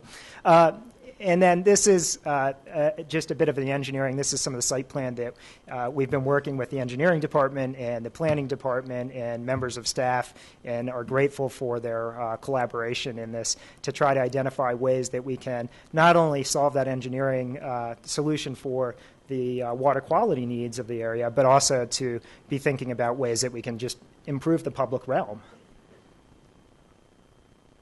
And then these are just a couple of images, renderings that were done based off of some of those engineering designs that give you a sense of what it could be.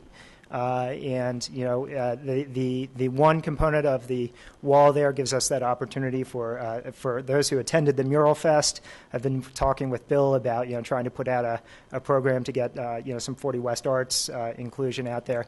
But you can see it's just, you know, if you go from that to that, you know, I don't know, it feels pretty good.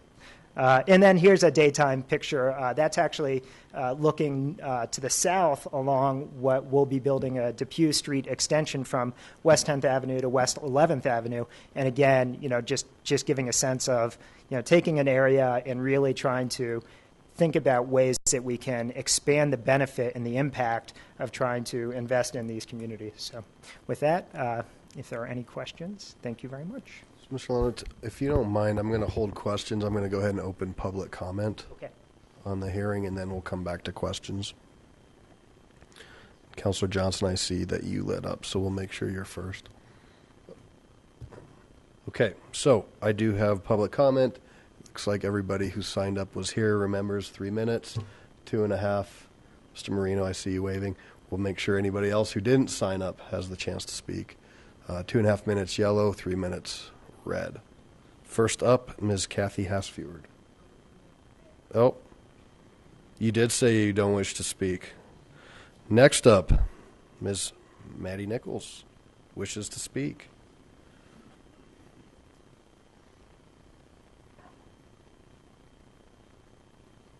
Good evening. Good evening. Hello to council and the mayor. My name is Maddie Nichols. I reside at 5800 West 8th Avenue.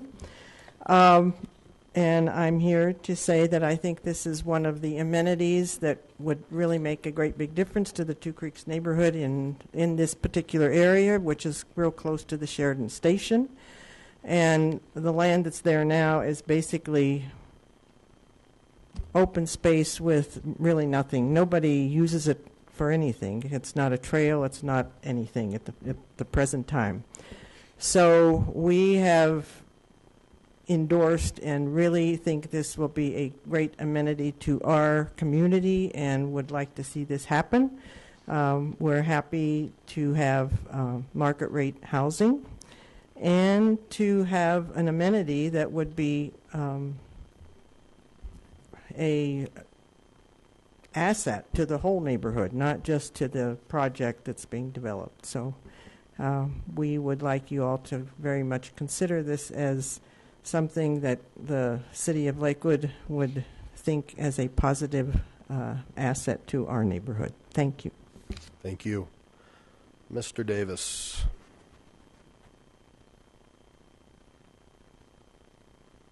Good evening. Good evening. Welcome.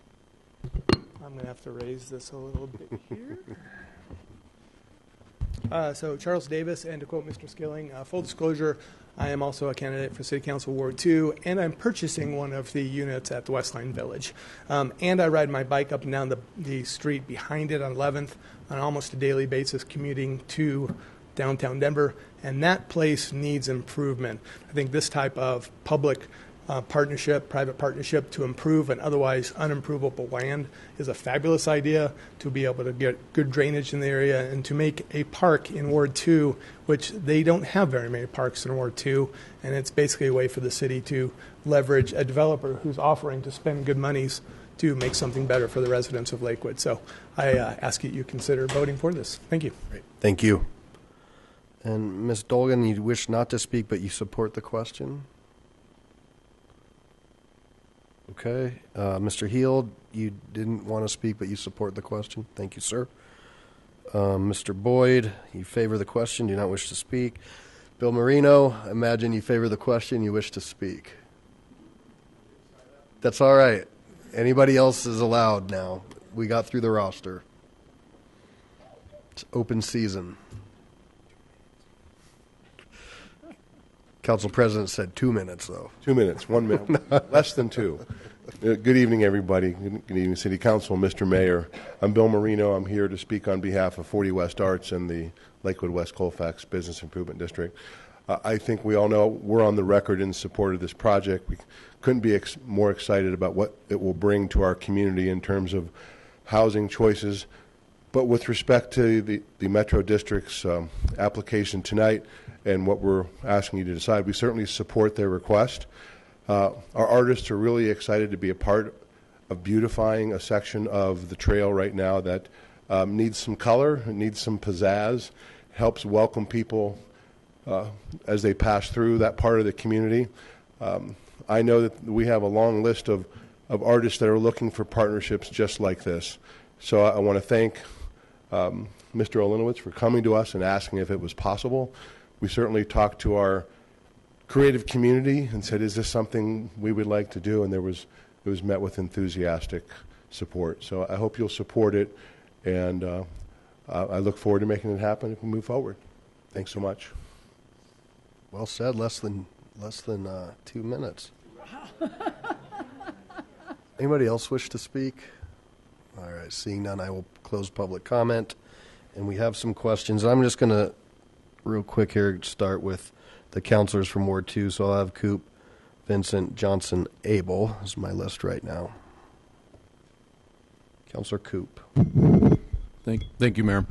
I don't have any questions, but I would just like to speak in following the process of what has been going on for however many months you've been since you proposed this, and I also want the citizens to know that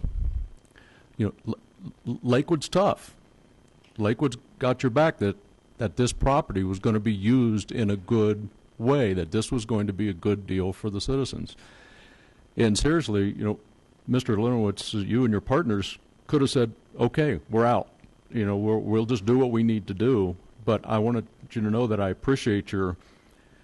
I don't want to use the term thinking out of the box, but that's what you have done this whole time, and thinking, what is a win-win situation for you get a wonderful amenity for your development, which people will enjoy and use.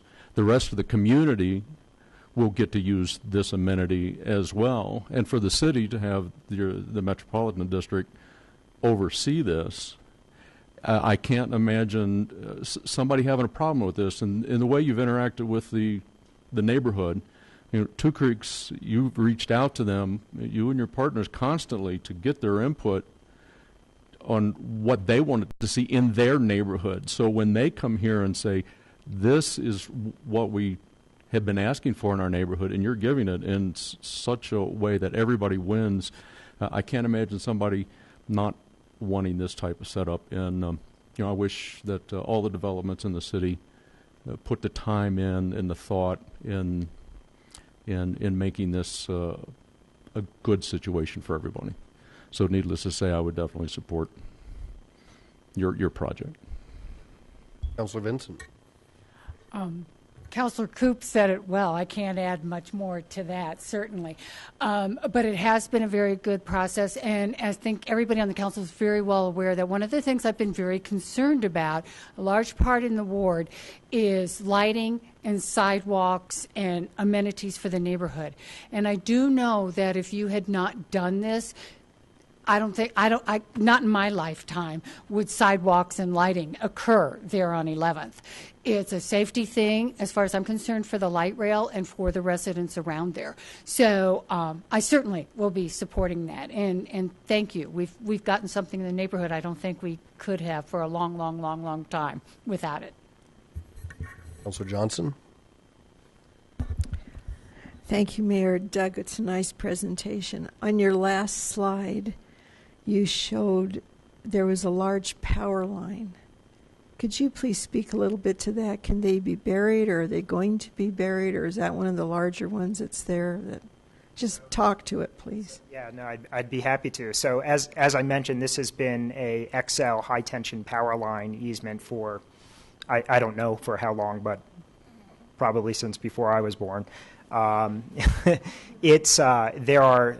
are not the types of lines that can be buried. They don't go away. And so we looked at that and tried to think about, well, how can you interact with them in a way that, and try to, give people something to focus on so that you're not focusing on that it goes away. And that's part of that placemaking idea about building community and kind of shifting the way that people perceive certain areas. So somebody had mentioned this as a park. It's not a park. It's a way for people to safely move through a community and move in a way that is more pleasing than it currently is right now. So safety and passage rather than hanging out and staying. But that was really the vision behind, kind of how this came together.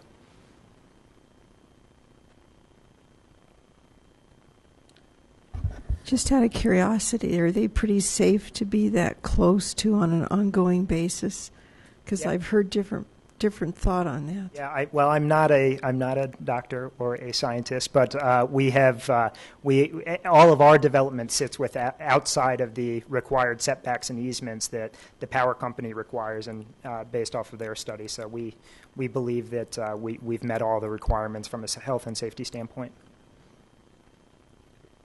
Councilor Abel.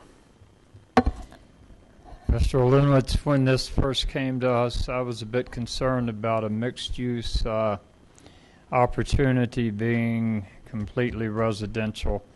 The neighborhood wanted it, and I felt that I should vote that way.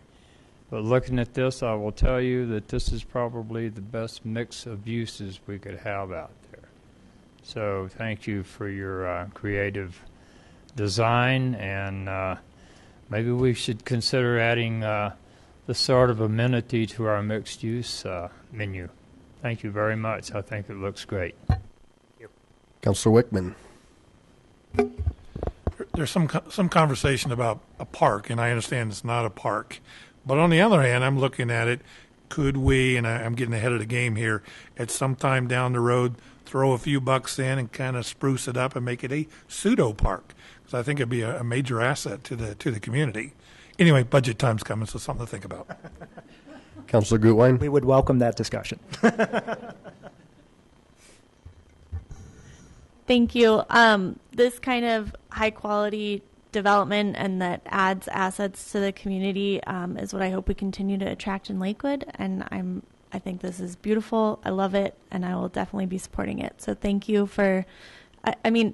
I just have to say again that you're doing a voluntary public improvement. So I think that's just really amazing. And I think a lot of times people think development is always bad, and it's not. So great job. Thank you. Great.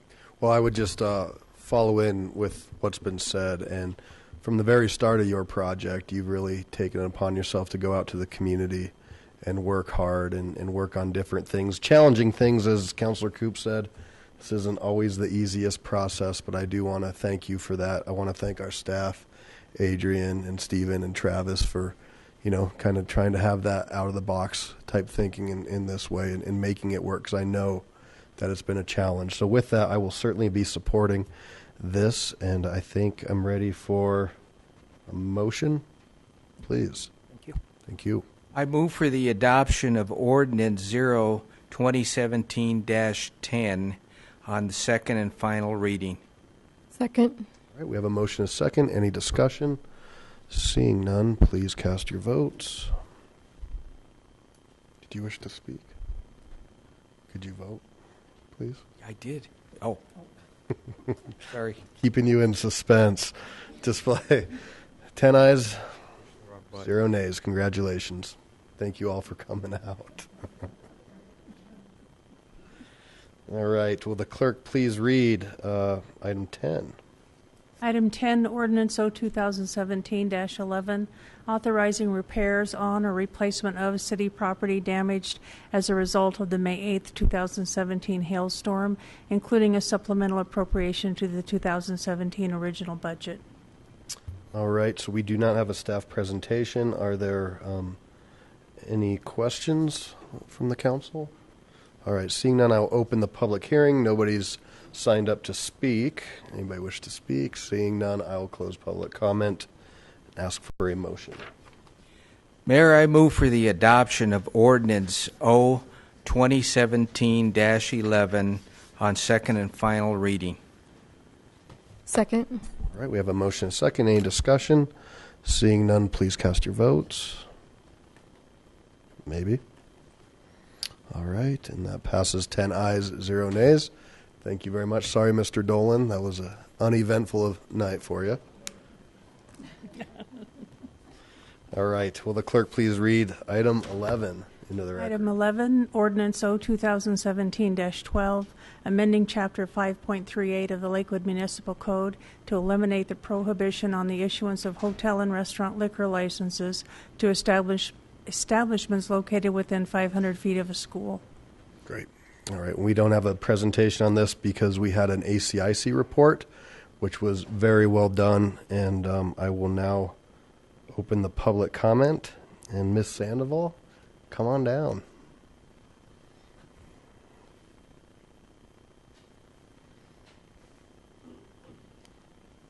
Good evening. Hi, I'm Jeanette Sandoval, and I am the daughter of Lucino Sandoval. He's the owner of Las Fuentes Mexican Restaurant, located on Alameda, across the street from Green Mountain High School. But so, unfortunately, the loss of the liquor license was a big impact on our bottom line, and it's making it difficult to get by. We have always strived to be a good neighbor within our community. We have developed a relationship with the principal and school resource officer at Green Mountain High School, and we try to serve the student community by offering student lunch special for $5 that they are generally required to take out of the restaurant. And we monitor student behavior in the vicinity of our restaurant, and we'll call the resource officer if we observe problematic behavior such as smoking or vaping. We understand the issues around teen drinking and will be even more vigilant about it because of our proximity to the school. We are asking that you approve the ordinance before you today that will allow our restaurant to reapply for a liquor license at this location. Thank you for your consideration and moving this ordinance along so quickly. Thank you. Thank you. Thanks for coming out. That's it. That's signed up. Anybody else wish to speak? Mr. Mace, come on down.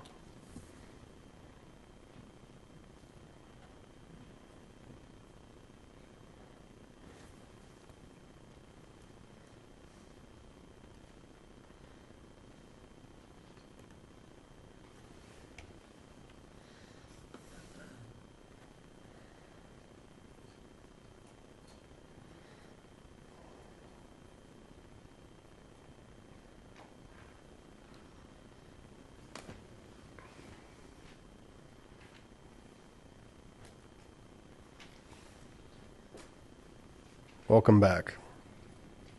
Hopefully this will be the last time I speak tonight. It will be. This is your last opportunity. Nothing else left. Okay. I want to speak on this issue because I'm concerned with the students over at Green Mountain High School. I am a former Green Mountain High School student, and 17 years ago we had the same issue. So if council approves this, there will be a lot of people, including myself, very, very, very angry. This is near a high school. This does not need to be approved at this time. I think council should take it under study session. Thank you. Thank you, sir. Anybody else? Yep.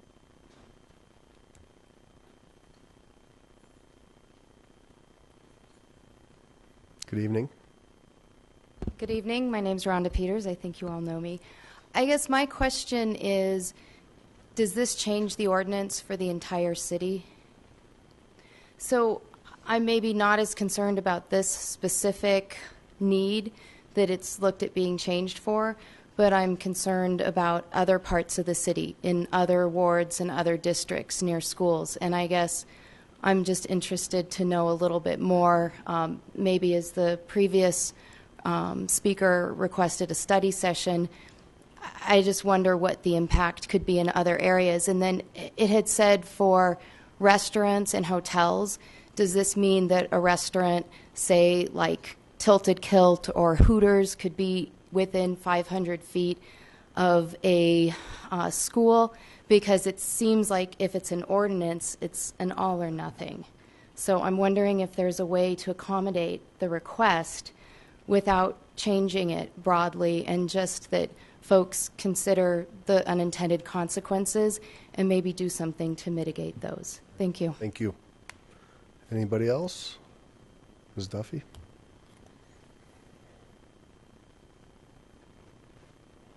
I think you might know a little bit about this process. Yes, we worked on it long and hard. And if you do have the information that was presented to you before, all the research we did look at what other schools might be impacted and how that could affect them. We also looked at, with the growth, with the infill, it could hinder issues within our community to have this restriction for hotels. We did a lot of research, talked to a lot of high school principals. It's funny, she should bring up Hooters. Hooters was directly across the street from the Lakewood High School student parking lot. And when I contacted the principal at Lakewood High School, she pointed that out. And on the other issues, she said, and by the way, Diane, you do know that all of our students drive. That's why we have the other problem. So we did address most of those issues. So I hope you do approve this. Thank you. Ms. Kellen? Okay. Anybody else?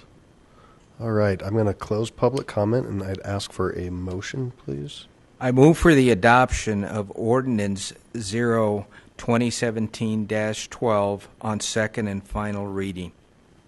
I second. All right. We have a motion and a second. Looks like there's some comments, and I'll just jump in, and I appreciate the comments that we heard. When we looked at this issue, we knew that we couldn't just look at one restaurant in particular and change the rules for one. And so that's partly why we got to this point with the folks here who are, have waited a long time. But it was important that we looked at the whole class. And if we were going to make a change, then we'd make that change based on that whole class of licensing. And it's something I think our other communities have done. I think Denver's done it, and we had a lot of research from that. So I am perfectly comfortable, I think, with the research that's been done from our ACIC and the recommendation to support this going forward. Councilor Gutwein?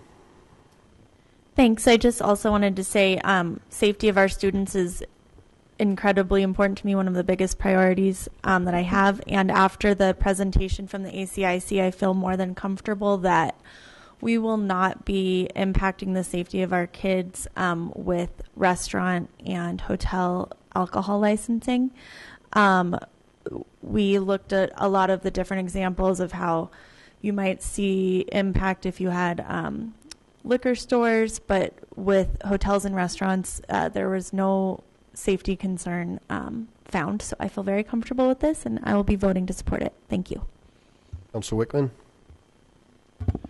I hate to be repetitious, but since it's in my ward, I feel like I have to jump in. Obviously, I'm very concerned about safety to our youth as well, but we've studied this very clearly, and if it was a package store or something like that, it'd be a different story. But I am convinced that hotels and restaurants don't represent a threat to our youth anywhere in the city, and so therefore I'll be supporting it wholeheartedly. Councilor Franks? To weigh in as well. I really got my level of comfort when we kind of saw the amount of enforcement. We have folks going out there, we have them checking to make sure that, that they're monitoring and no one's selling to underage. So that's what really got my level of comfort up, and so I too will be supporting this. All right, so with that motion and a second, no other lights are on, would you please cast your votes? And that passes 10 ayes, 0 nays. Congratulations.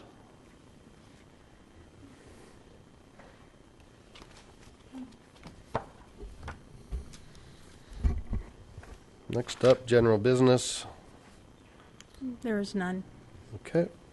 Ms. Hodson, executive report. Yes, thank you. Just to follow up on Commissioner Hollander's comments about the upcoming conversations regarding zoning items. It looks like this will all take place starting next month in September, and it will include several open houses, ward meetings at each of your wards. There will be planning commission study sessions on each of the topics, which of course are open to the public, and then city council study sessions, and then the hearing with the planning commission, and then first and second readings for you, for the city council.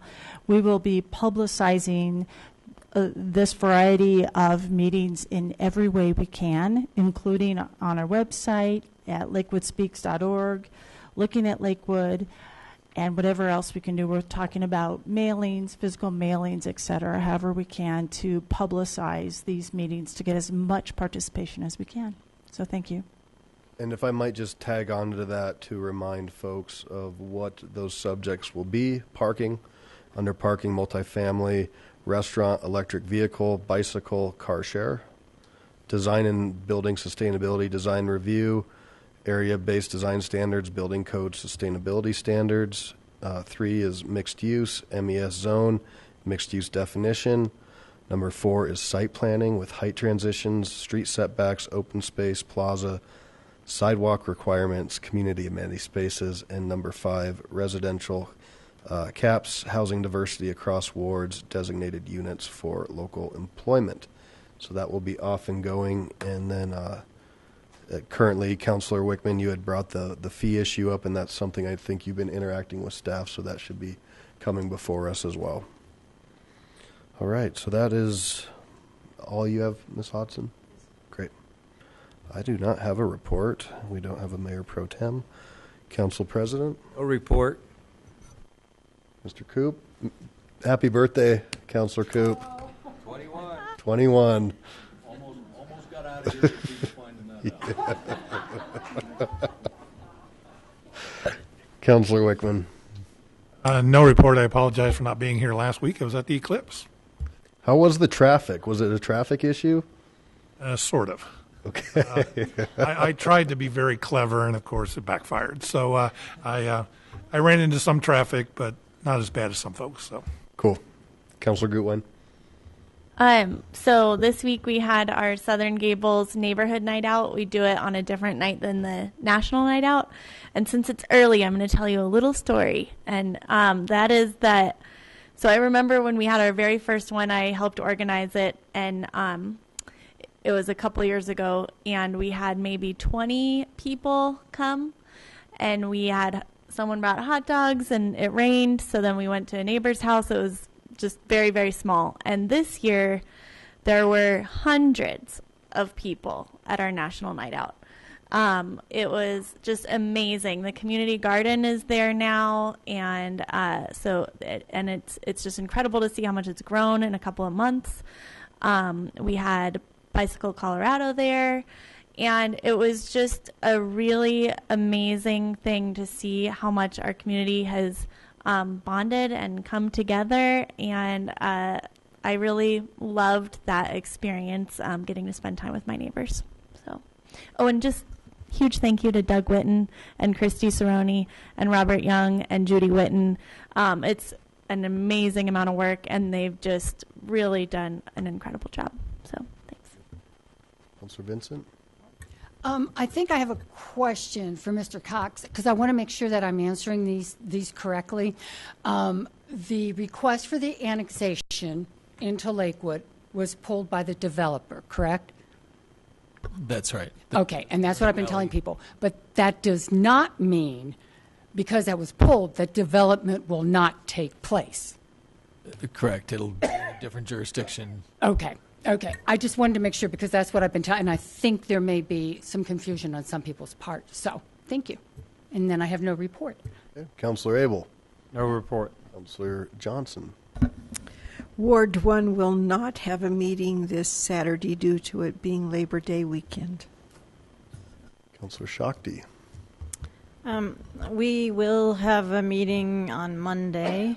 It might be more intimate because it will be Labor Day. Making folks labor to come to your event. Well, thank you all for coming out. Thank you to our police agent, and I wish Mayor Pro Tem Harrison better health. She's feeling under the weather tonight. We'll adjourn at 9:13 p.m. Thank you.